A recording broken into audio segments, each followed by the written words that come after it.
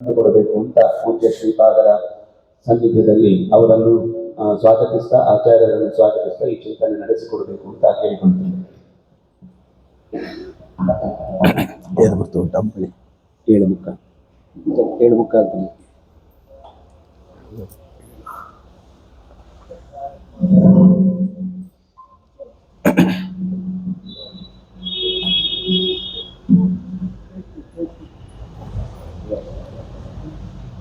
ಕೃಷ್ಣೌ ಬಲಜ್ಞಾನ ಕಾರ್ಯವು ಕೃಷ್ಣಾರಮಣ ರಾಜ್ಯದೌ ಪುಷ್ಣೀತಾಂ ಮಮ ಸದ್ಬುದ್ಧಿಂ ವೃಷ್ಣಿವಾಸಿಷ್ಠ ವಂಶಜೌ ಲಸತು ಶ್ರೀಮದಾನಂದ ತೀರ್ಥೇಂದುರ್ನೋ ಹೃದಂಬರೆ ಯದ್ವಚಶ್ಚಂದ್ರಿಕಾ ಸ್ವಾಂತ ಸಂತಾಪಂ ವಿನಿಕೃಂತತಿ ಭವತಿ ಯದನುಭಾವಾತ್ ಏಡಮೂಕೋಪಿ ವಾಗಮಿ ಜಡಮತಿರಪಿ ಜಂತುರ್ಜಾಯತೆ ಪ್ರಾಜ್ಞಮೌಲಿಃ ಸಕಲ ವಚನ ಚೇತೋ ದೇವತಾ ಭಾರತೀ ಸಾ ಮಮ ವಚಸಿ ನಿಧತ್ತಾಂ ಸನ್ನಿಧಿಂ ಮಾನಸೇ ಚ ಆಪಾದಮೌಲಿ ಪರ್ಯಂತಂ ಗುರುಣಾಂ ಆಕೃತಿಂ ಸ್ಮರೇತ್ ತೇನ ವಿಘ್ನಾಃ ಪ್ರಣಶ್ಯಂತಿ ಸಿದ್ಧ್ಯಂತಿ ಚ ಮನೋರಥಾಃ ದುರ್ವಾದಿಧ್ವಾಂತರವಯೇ ವೈಷ್ಣವೇಂದೀವರೇಂದವೇ ಶ್ರೀ ರಾಘವೇಂದ್ರ ಗುರವೇ ನಮೋತ್ಯಂತ ದಯಾಲವೇ ತಪಸ್ವಾಧ್ಯಾಯ ಶುಶ್ರೂಷಾ ಕೃಷ್ಣಪೂಜಾರತಂ ಮುನಿಂ ವಿಶ್ವೇಶಮಿಷ್ಟದಂ ವಂದೇ ಪರಿವ್ರಾಟ್ ಚಕ್ರವರ್ತಿನಂ. ಶ್ರೀ ಗುರುಭ್ಯೋ ನಮಃ. ಪರಮ ಪೂಜ್ಯರಾದ ಶ್ರೀ ಸುವಿದ್ಯೇಂದ್ರ ತೀರ್ಥ ಶ್ರೀಪಾದರು ಅವರ ಚಾತುರ್ಮಾಸ್ಯದ ಈ ಪರ್ವಕಾಲದಲ್ಲಿ ಪದ್ಮಪುರಾಣದ ಚಿಂತನೆಯನ್ನು ಅನೇಕ ವಿದ್ವಾಂಸರಿಗೆ ಒಂದಿಷ್ಟು ಭಾಗದ ಅವಲೋಕನ ಮಾಡಿಕೊಂಡು ಪಾರಾಯಣ ಮಾಡಿಕೊಂಡು ಅದರ ಉಪನ್ಯಾಸವನ್ನು ನಡೆಸಬೇಕು ಅನ್ನುವ ನಿರ್ದೇಶನವನ್ನು ಗುರುಗಳು ಇಟ್ಟಿದ್ದಾರೆ. ಆ ಮೂಲಕ ವಿದ್ವಾಂಸರಿಗೆ ಅನುಗ್ರಹ ಮಾಡ್ತಾರೆ. ಇಲ್ಲಿ ಹೋದರೆ ಪದ್ಮಪುರಾಣವನ್ನು ನೋಡುವ ಅವಕಾಶ ಸಿಗುವುದಿಲ್ಲ, ಭಾಗವತ ಮಾತ್ರ ಸಾಕಾಗ್ತದೆ. ಪದ್ಮಪುರಾಣ ಬಹಳ ದೊಡ್ಡ ಪುರಾಣ. ಭಾಗವತದಲ್ಲಿ ಗ್ರಂಥ 18,000 ಅಂತ, ಅದು 18,000 ಗ್ರಂಥ ಇದ್ದರೆ ಇದು 55,000 ಗ್ರಂಥಗಳುಳ್ಳದ್ದು. ಬಹಳ ದೊಡ್ಡ ಪುರಾಣ ಪದ್ಮಪುರಾಣ. ಪರಮ ಸಾತ್ವಿಕ. ವಿಷ್ಣುತ್ಕರ್ಷವನ್ನು ಅನೇಕ ಕಥೆಗಳಿಂದ ನಮಗೆ ತಿಳಿಸಿಕೊಡುವಂಥದ್ದು. ಅದರ ಯಥಾಶಕ್ತಿ ಅನುವಾದವನ್ನು ಪೂಜ್ಯ ಗುರುಗಳ ಸನ್ನಿಧಾನದಲ್ಲಿ ಹಿರಿಯ ವಿದ್ವಾಂಸರು ಯು ಕೇಶವಾಚಾರ್ಯರು, ವೆಂಕಟ ನರಸಿಂಹಾಚಾರ್ಯರು, ಕೃಷ್ಣರಾಜಾಚಾರ್ಯರು ಮೊದಲಾದ ವಿದ್ವಾಂಸರು ಸೇರಿರತಕ್ಕಂಥ ಸಭೆಯಲ್ಲಿ ಯಥಾಸಂಭವ ನಿರೂಪಣೆ ಮಾಡುವುದಕ್ಕೆ ಪ್ರಯತ್ನಿಸ್ತೇನೆ. ಪೌಷ್ಕರಂ ಜಲಂ ವಃಪುನಾತು ಅಂತ ಮಂಗಳ ಶ್ಲೋಕ. ಪುಷ್ಕರ ತೀರ್ಥದ ನೀರು ನಮ್ಮನ್ನು ಪವಿತ್ರೀಕರಿಸಲಿ. ಎಂತಹ ಪುಷ್ಕರ ತೀರ್ಥ ಅಂದರೆ ಸ್ವಚ್ಛಂ ಚಂದ್ರಾವದಾತಂ ಕರಿಕರ ಮಕರ ಕ್ಷೋಭ ಸಂಜಾತ ಫೇನಂ. ಸ್ವಚ್ಛವಾದ ನೀರು, ಚಂದ್ರಾವದಾತ, ಚಂದ್ರನ ಹಾಗೆ ಪರಿಶುದ್ಧವಾದ ನೀರು, ಜೊತೆಗೆ ಕರಿಯ ಕರ ಮಾತ್ರ ಅಲ್ಲ, ಮಕರದ ಹೊಡೆತದಿಂದಲೂ ನೊರೆಯಿಂದ ಕೂಡಿರ್ತಕ್ಕಂಥ ನೀರು. ಹಾಗಾದರೆ ಆನೆಗಳು ಕೂಡ ಈಜಾಡ್ತವೆ, ಮೊಸಳೆಗಳು ಓಡಾಡ್ತಕ್ಕಂತಹ, ಆನೆಗಳ ಸೊಂಡಿಲಿನಿಂದ ಎತ್ತಿ ಹಾಕಲ್ಪಟ್ಟ ನೀರಿನಿಂದ ನೊರೆಗೊಂಡಂತಹ ನೀರು ಅಂತ. ಹೀಗೆ ಅಂತಹ ಸ್ವಚ್ಛವಾದ ನೀರು. ಬ್ರಹ್ಮದೇವರು ಸನಿಹದಲ್ಲೇ ಯಜ್ಞವನ್ನು ನಡೆಸಿದ್ದಾರೆ. ಆ ಬ್ರಹ್ಮದೇವರ ದೃಷ್ಟಿಯಿಂದ ಪೂತವಾದಂತಹ ನೀರು ಅಂತ ನೀರಿಗೊಂದು 6 ವಿಶೇಷಣಗಳನ್ನು ಕೊಟ್ಟು ಅಂತಹ ಪೌಷ್ಕರಂ ಜಲಂ ವಃಪುನಾತು, ಎಲ್ಲರನ್ನೂ ಪವಿತ್ರೀಕರಿಸಲಿ ಅಂತ. ಸಾಮಾನ್ಯವಾಗಿ ಮಂಗಳ ಶ್ಲೋಕದಲ್ಲಿ ಭಗವಂತನ ಸ್ತುತಿ, ಸತ್ಯಂ ಪರಂ ಧೀಮಹಿ ಅಂತ ಈ ರೀತಿಯ ಸ್ತೋತ್ರ ಇರತಕ್ಕಂಥದ್ದು ಸಾಮಾನ್ಯ. ಪುಷ್ಕರದ ನೀರು ನಮ್ಮನ್ನು ಪವಿತ್ರೀಕರಿಸಲಿ ಅಂತ ಹೊಸ ರೀತಿಯ ಮಂಗಳ. ಪವಿತ್ರೀಕರಿಸಲಿ ಅಂತ ಕೇಳುವುದರಿಂದ ಆಶೀರೂಪವಾದ ಮಂಗಲ. ಇದು ವಸ್ತು ನಿರ್ದೇಶ ಅಲ್ಲ, ಪುಷ್ಕರ ಜಲವನ್ನಷ್ಟೇ ನಿರ್ದೇಶ ಮಾಡಿದ್ದಲ್ಲ. ಆದರೆ ಪುಷ್ಕರ ತೀರ್ಥ ಎಲ್ಲ ತೀರ್ಥಗಳಿಗಿಂತ ಮೇಲೆ ಪುಷ್ಕರಾದ್ಯಾನಿ ತೀರ್ಥಾನಿ ಅಂತ ಮೊದಲು ಪುಷ್ಕರ ತೀರ್ಥವನ್ನೇ ನಾವು ಉಲ್ಲೇಖ ಮಾಡ್ತೇವೆ. ಎತ್ತರದ ತೀರ್ಥ, ಬ್ರಹ್ಮದೇವರ ನಿತ್ಯ ಸನ್ನಿಧಾನ ಇರತಕ್ಕಂತಹ ತೀರ್ಥ. ಬ್ರಹ್ಮದೇವರ ಸನ್ನಿಧಾನ ಇದೆ ಅಂತ ಹೇಳಿದರೆ ಪರಬ್ರಹ್ಮನ ಸನ್ನಿಧಾನ ಇದ್ದೇ ಇರ್ತದೆ. ಹೇಗೆ ಗಂಗೆಯ ನೀರೇ ಪುಷ್ಕರದಲ್ಲಿದೆ ಅಂತ ಈ ಪುರಾಣ ಮುಂದಕ್ಕೆ ವರ್ಣನೆ ಮಾಡ್ತದೆ. ಪುಷ್ಕರದಲ್ಲಿರುವ ನೀರು ಗಂಗೆ ಅಂತ. ಸಾಕ್ಷಾತ್ ಭಗವಂತನೇ ಗಂಗಾಂಭೋ ನಾತ್ರ ಸಂಶಯ. ಆದ್ದರಿಂದ ಭಗವಂತನ ವಿಶೇಷ ಸನ್ನಿಧಾನ ಇರತಕ್ಕಂತಹ ತೀರ್ಥ. ಆ ತೀರ್ಥ ನಮ್ಮನ್ನು ಪವಿತ್ರೀಕರಿಸಲಿ ಅಂತ ಹೇಳಿದಾಗ ತೀರ್ಥ ಅನ್ನುವ ಶಬ್ದವೇ ಶಾಸ್ತ್ರ ಅನ್ನುವ ಅರ್ಥದಲ್ಲಿ ಬಂದು ನಿಲ್ತದೆ. ಆದ್ದರಿಂದ ಇಡೀ ಪದ್ಮಪುರಾಣದ ಶಾಸ್ತ್ರ ತತ್ವಗಳು, ಅಲ್ಲಿ ಬರತಕ್ಕಂತಹ ಕಥಾನಕದ ಮೂಲಕ ಅಭಿವ್ಯಕ್ತವಾಗತಕ್ಕಂತಹ ತತ್ವಗಳೆಲ್ಲ ನಮ್ಮನ್ನು ಪವಿತ್ರೀಕರಿಸಬೇಕು. ಅಲ್ಲಿ ಬರುವ ತತ್ವ ಪವಿತ್ರೀಕರಿಸಬೇಕಾದ್ರೆ ತತ್ವ ಅರ್ಥ ಆಗಬೇಕು. ಜ್ಞಾನಕ್ಕಿಂತ ದೊಡ್ಡ ಪವಿತ್ರವಾದದ್ದು ಮತ್ತೊಂದಿಲ್ಲ ಅಂತ ಕೃಷ್ಣ ಹೇಳ್ತಾನಲ್ವಾ. ನಹಿ ಜ್ಞಾನೇನ ಸದೃಶಂ ಪವಿತ್ರ ಮಿಹ ವಿದ್ಯತೆ ಅಂತ. ಆದ್ದರಿಂದ ಇಲ್ಲಿ ತೀರ್ಥ ಅಂತ ಹೇಳಿದರೆ ಈ ಶಾಸ್ತ್ರದಿಂದ ಬರತಕ್ಕಂತಹ ಜ್ಞಾನ, ಅದು ಪೌಷ್ಕರ ತೀರ್ಥ. ಅದು ಭಗವಂತನಿಗೆ ಸಂಬಂಧಪಟ್ಟಂತಹ ತತ್ವಜ್ಞಾನ. ಆ ಜ್ಞಾನದ ಮೂಲಕ ನಮಗೆ ಪಾವಿತ್ರ್ಯ ಬರಲಿ ಅಂತ ಮೊದಲು ದೇವರಲ್ಲಿ ಪ್ರಾರ್ಥನೆ ಮಾಡಿಕೊಂಡು ವಿಷಯ ಪ್ರಸ್ತುತಿ ಇದೆ. ರೋಮಹರ್ಷಣ ತನ್ನ ಮಗನನ್ನು ಕರೆದು ಹೇಳ್ತಾನೆ, ನೀನು ನೈಮಿಷಾರಣ್ಯಕ್ಕೆ ಹೋಗು, ಅಲ್ಲಿ ಬಹಳ ಋಷಿಗಳು ಸೇರಿದ್ದಾರೆ, ಅವರಿಗೆ ಅನೇಕ ಸಂಶಯ ಇರ್ತದೆ, ಅವರ ಪ್ರಶ್ನೆಗೆ ಉತ್ತರ ಹೇಳು ಅಂತ. ರೋಮಹರ್ಷಣರು ಉಗ್ರಶ್ರವಸ್ಸನ್ನು ಕರೆದು ಹೇಳಿದಾಗ ಉಗ್ರಶ್ರವಸ್ಸಿಗೆ ತುಂಬ ಖುಷಿ ಆಗ್ತದೆ. ನೈಮಿಷಾರಣ್ಯದಲ್ಲೇ ಯಾಕೆ ಹೇಳಬೇಕು ಅಂತ ಒಂದು ಪ್ರಶ್ನೆ ಕೇಳ್ತಾನೆ. ಬೇರೆ ಬೇರೆ ಪ್ರದೇಶ, ಬೆಂಗಳೂರಿಗೆ ವಿದ್ಯಾಪೀಠಕ್ಕೆಲ್ಲ ಬರ್ಬೋದಲ್ವ ಅಂತ ಅಭಿಪ್ರಾಯ. ನೈಮಿಷಾರಣ್ಯಕ್ಕೆ ಹೋಗಬೇಕಾದದ್ದು ಏನು? ಆವಾಗ ನೈಮಿಷಾರಣ್ಯದ ಮಹತ್ವವನ್ನು ರೋಮಹರ್ಷಣರು ಹೇಳ್ತಾರೆ. ಪ್ರಯಾಗದಲ್ಲಿ ಒಂದು ಸಭೆ ಸೇರಿತ್ತು. ಆ ಪ್ರಯಾಗದ ಸಭೆಯಲ್ಲಿ ಋಷಿಗಳೆಲ್ಲ ಬೃಹಸ್ಪತಿ ಆಚಾರ್ಯರಲ್ಲಿ ಒಂದು ಪ್ರಶ್ನೆ ಮಾಡಿದರು. ನಮಗೆ ಪ್ರಯಾಗದಲ್ಲಿ ಬಹಳಷ್ಟು ಸ್ನಾನಕ್ಕೋಸ್ಕರ, ದರ್ಶನಕ್ಕೋಸ್ಕರ ಜನಸಮ್ಮರ್ದ ಇರ್ತದೆ, ಶಾಂತವಾದ ಪ್ರದೇಶ ಬೇಕು. ಇಲ್ಲಿಂದ ನಾವು ಉತ್ತರದ ಕಡೆಗೆ ಸಾಗುವಾಗ ಅತ್ಯಂತ ಶಾಂತವಾದ ಪರಮ ಪವಿತ್ರವಾದ ತಾಣ ಯಾವುದಿದೆ ಅಂತ ಕೇಳ್ತಾರೆ. ಆವಾಗ ಬೃಹಸ್ಪತಿ ಆಚಾರ್ಯ ಹೇಳ್ತಾರೆ, ಇಲ್ಲೊಂದು ಚಕ್ರ ಇದೆ, ಈ ಚಕ್ರ ಹೋಗ್ತಾ ಇರ್ತದೆ, ಅದರ ಹಿಂದೆ ಹೋಗಿ. ಅದಕ್ಕೆ ಧರ್ಮಚಕ್ರ ಅಂತ ಹೆಸರು. ಸತ್ಯದಿಂದ ನಡೆಯುವ ಚಕ್ರ. ಸತ್ಯ ವಿಕ್ರಮಣಂಚೈತತ್ ಅಂತ. ಕ್ರಮಣ ಅಂದರೆ ಸಾಗೋದು, ಸತ್ಯದ ಮೂಲಕ ಸಾಗತಕ್ಕಂತಹ ಚಕ್ರ ಇದು. ಇದು ಹೀಗೆ ಹರ್ಕೊಂಡು ಸುತ್ತಕೊಂಡು ಹೋಗ್ತಾ ಇರ್ತದೆ. ಅದರ ಬೆನ್ನ ಹಿಂದೆ ಹೋಗಿ ಅದು ಹೋಗುವಾಗ ಆ ಚಕ್ರದ ಹೊರಗಿನ ಪರಿಧಿ ನೇಮಿ ಅಂತ ಕರಿತೇವೆ. ಅದರ ನೇಮಿ ಎಲ್ಲಿ ವಿಶರಣವಾಗ್ತದೋ ಅಲ್ಲಿ ನೀವು ಧರ್ಮಕರ್ಮಗಳನ್ನು ಮಾಡ್ಬೋದು. ಅದು ಅತ್ಯಂತ ಪವಿತ್ರವಾದ ಕ್ಷೇತ್ರ, ಏಕಾಂತ ಇರ್ತದೆ, ಪವಿತ್ರ ಕ್ಷೇತ್ರ ಆಗಿರ್ತದೆ, ಅಲ್ಲಿಗೆ ಹೋಗಿ ಅಂತ.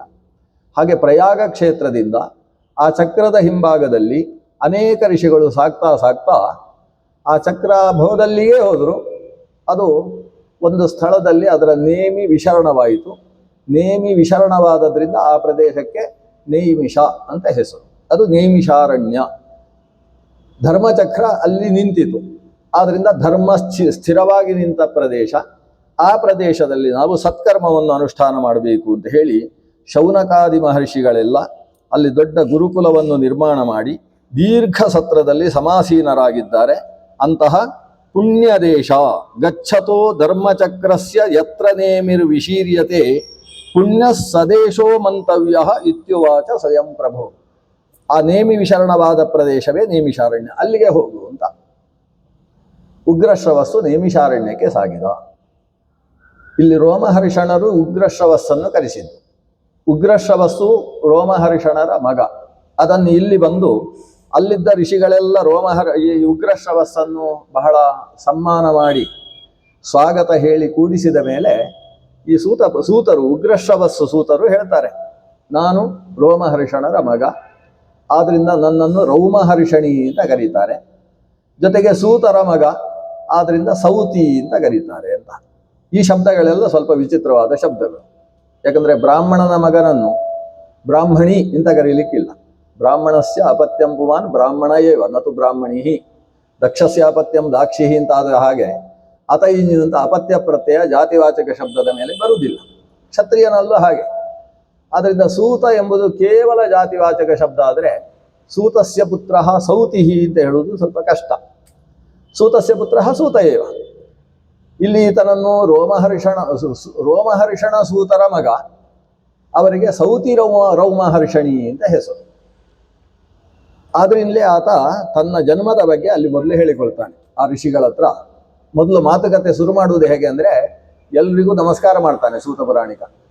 ನಮಸ್ಕಾರ ಮಾಡಿ ಹೇಳ್ತಾರೆ, ನಿಮಗೆ ಏನಾದರೂ ಧರ್ಮದ ಬಗ್ಗೆ ಸಂಶಯ ಇದ್ದರೆ ಅಥವಾ ಭಗವಾನ್ ವ್ಯಾಸರು ಹೇಳಿದ ಪುರಾಣ ಸಂಹಿತೆಯನ್ನು ಶ್ರವಣ ಮಾಡಬೇಕು ಅಂತ ಮನಸ್ಸಿದ್ರೆ ನಿಸ್ಸಂಕೋಚವಾಗಿ ನೀವು ನನ್ನ ಹತ್ರ ಕೇಳ್ಬೋದು. ನನ್ನ ಅಪ್ಪ ನನ್ನನ್ನು ಕಳಿಸಿಕೊಟ್ಟದ್ದು. ಯಾಕೆ ಕಳಿಸಿದ್ದು ಅಂತ ಹೇಳಿದರೆ, ಅವರು ವೇದವ್ಯಾಸರ ಕೈಯಲ್ಲಿ ಸಮಗ್ರ ಪುರಾಣಗಳನ್ನು ಮತ್ತು ಇತಿಹಾಸಗಳನ್ನು ತುಂಬಿಸಿಕೊಂಡವರು. ಅದನ್ನು ಪ್ರಸರಣ ಮಾಡಬೇಕು, ನನಗೆ ಕೊಟ್ಟಿದ್ದಾರೆ, ನೀನೇ ಹೋಗಿ ಹೇಳು ಅಂತ ಕಳಿಸಿದ್ದಾರೆ ಅಂತ.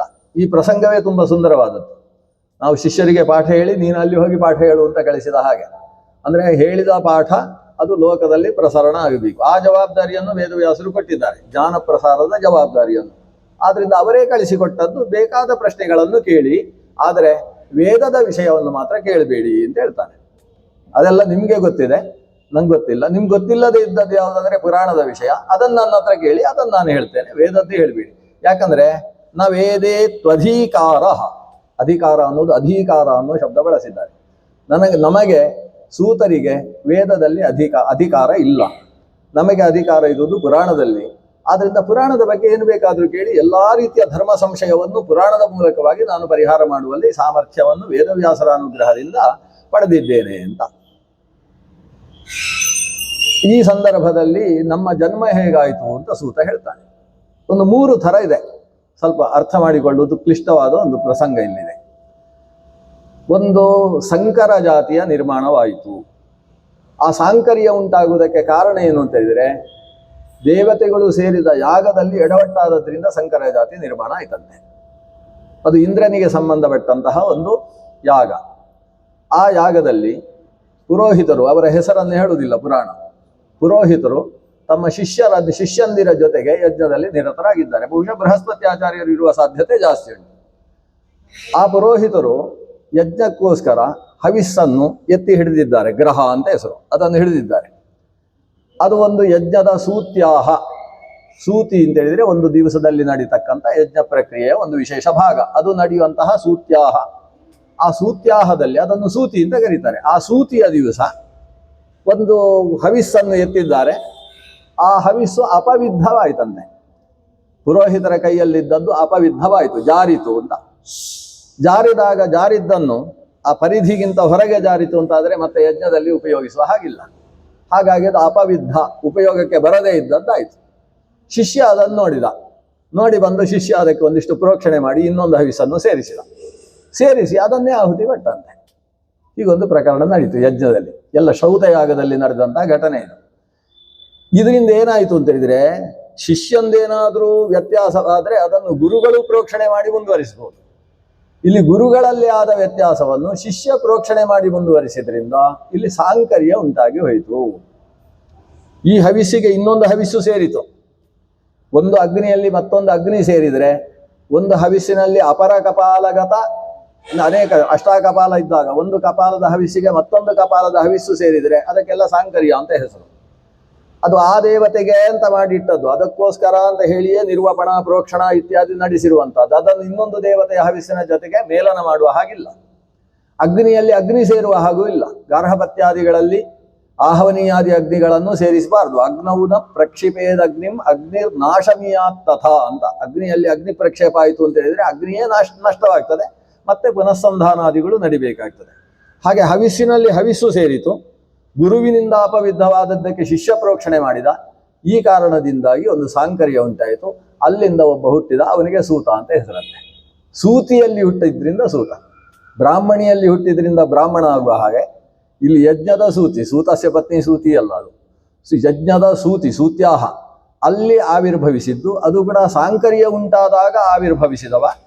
ಆದ್ದರಿಂದ ಆತನಿಗೆ ಸೂತ ಅಂತ ಹೆಸರು. ಹೀಗೆ ನಮ್ಮ ಜಾತಿ ಹುಟ್ಟಿದ್ದೇ ಹಾಗೆ ಅಂತ ಹೇಳ್ತಾನೆ, ಅವನ ಮಹತ್ವ ಹೇಳಿಕೊಳ್ತಾನೆ. ಇನ್ನೊಂದು, ವೇದವ್ಯಾಸರು ಪುರಾಣದ ಬಗ್ಗೆ ವಿವರಣೆಯನ್ನು ಕೊಡ್ತಾ ಇರುವಾಗ ಕೇಳುಗರಿಗೆಲ್ಲ ರೋಮಾಂಚನ ಆಗ್ತಾ ಇದೆ.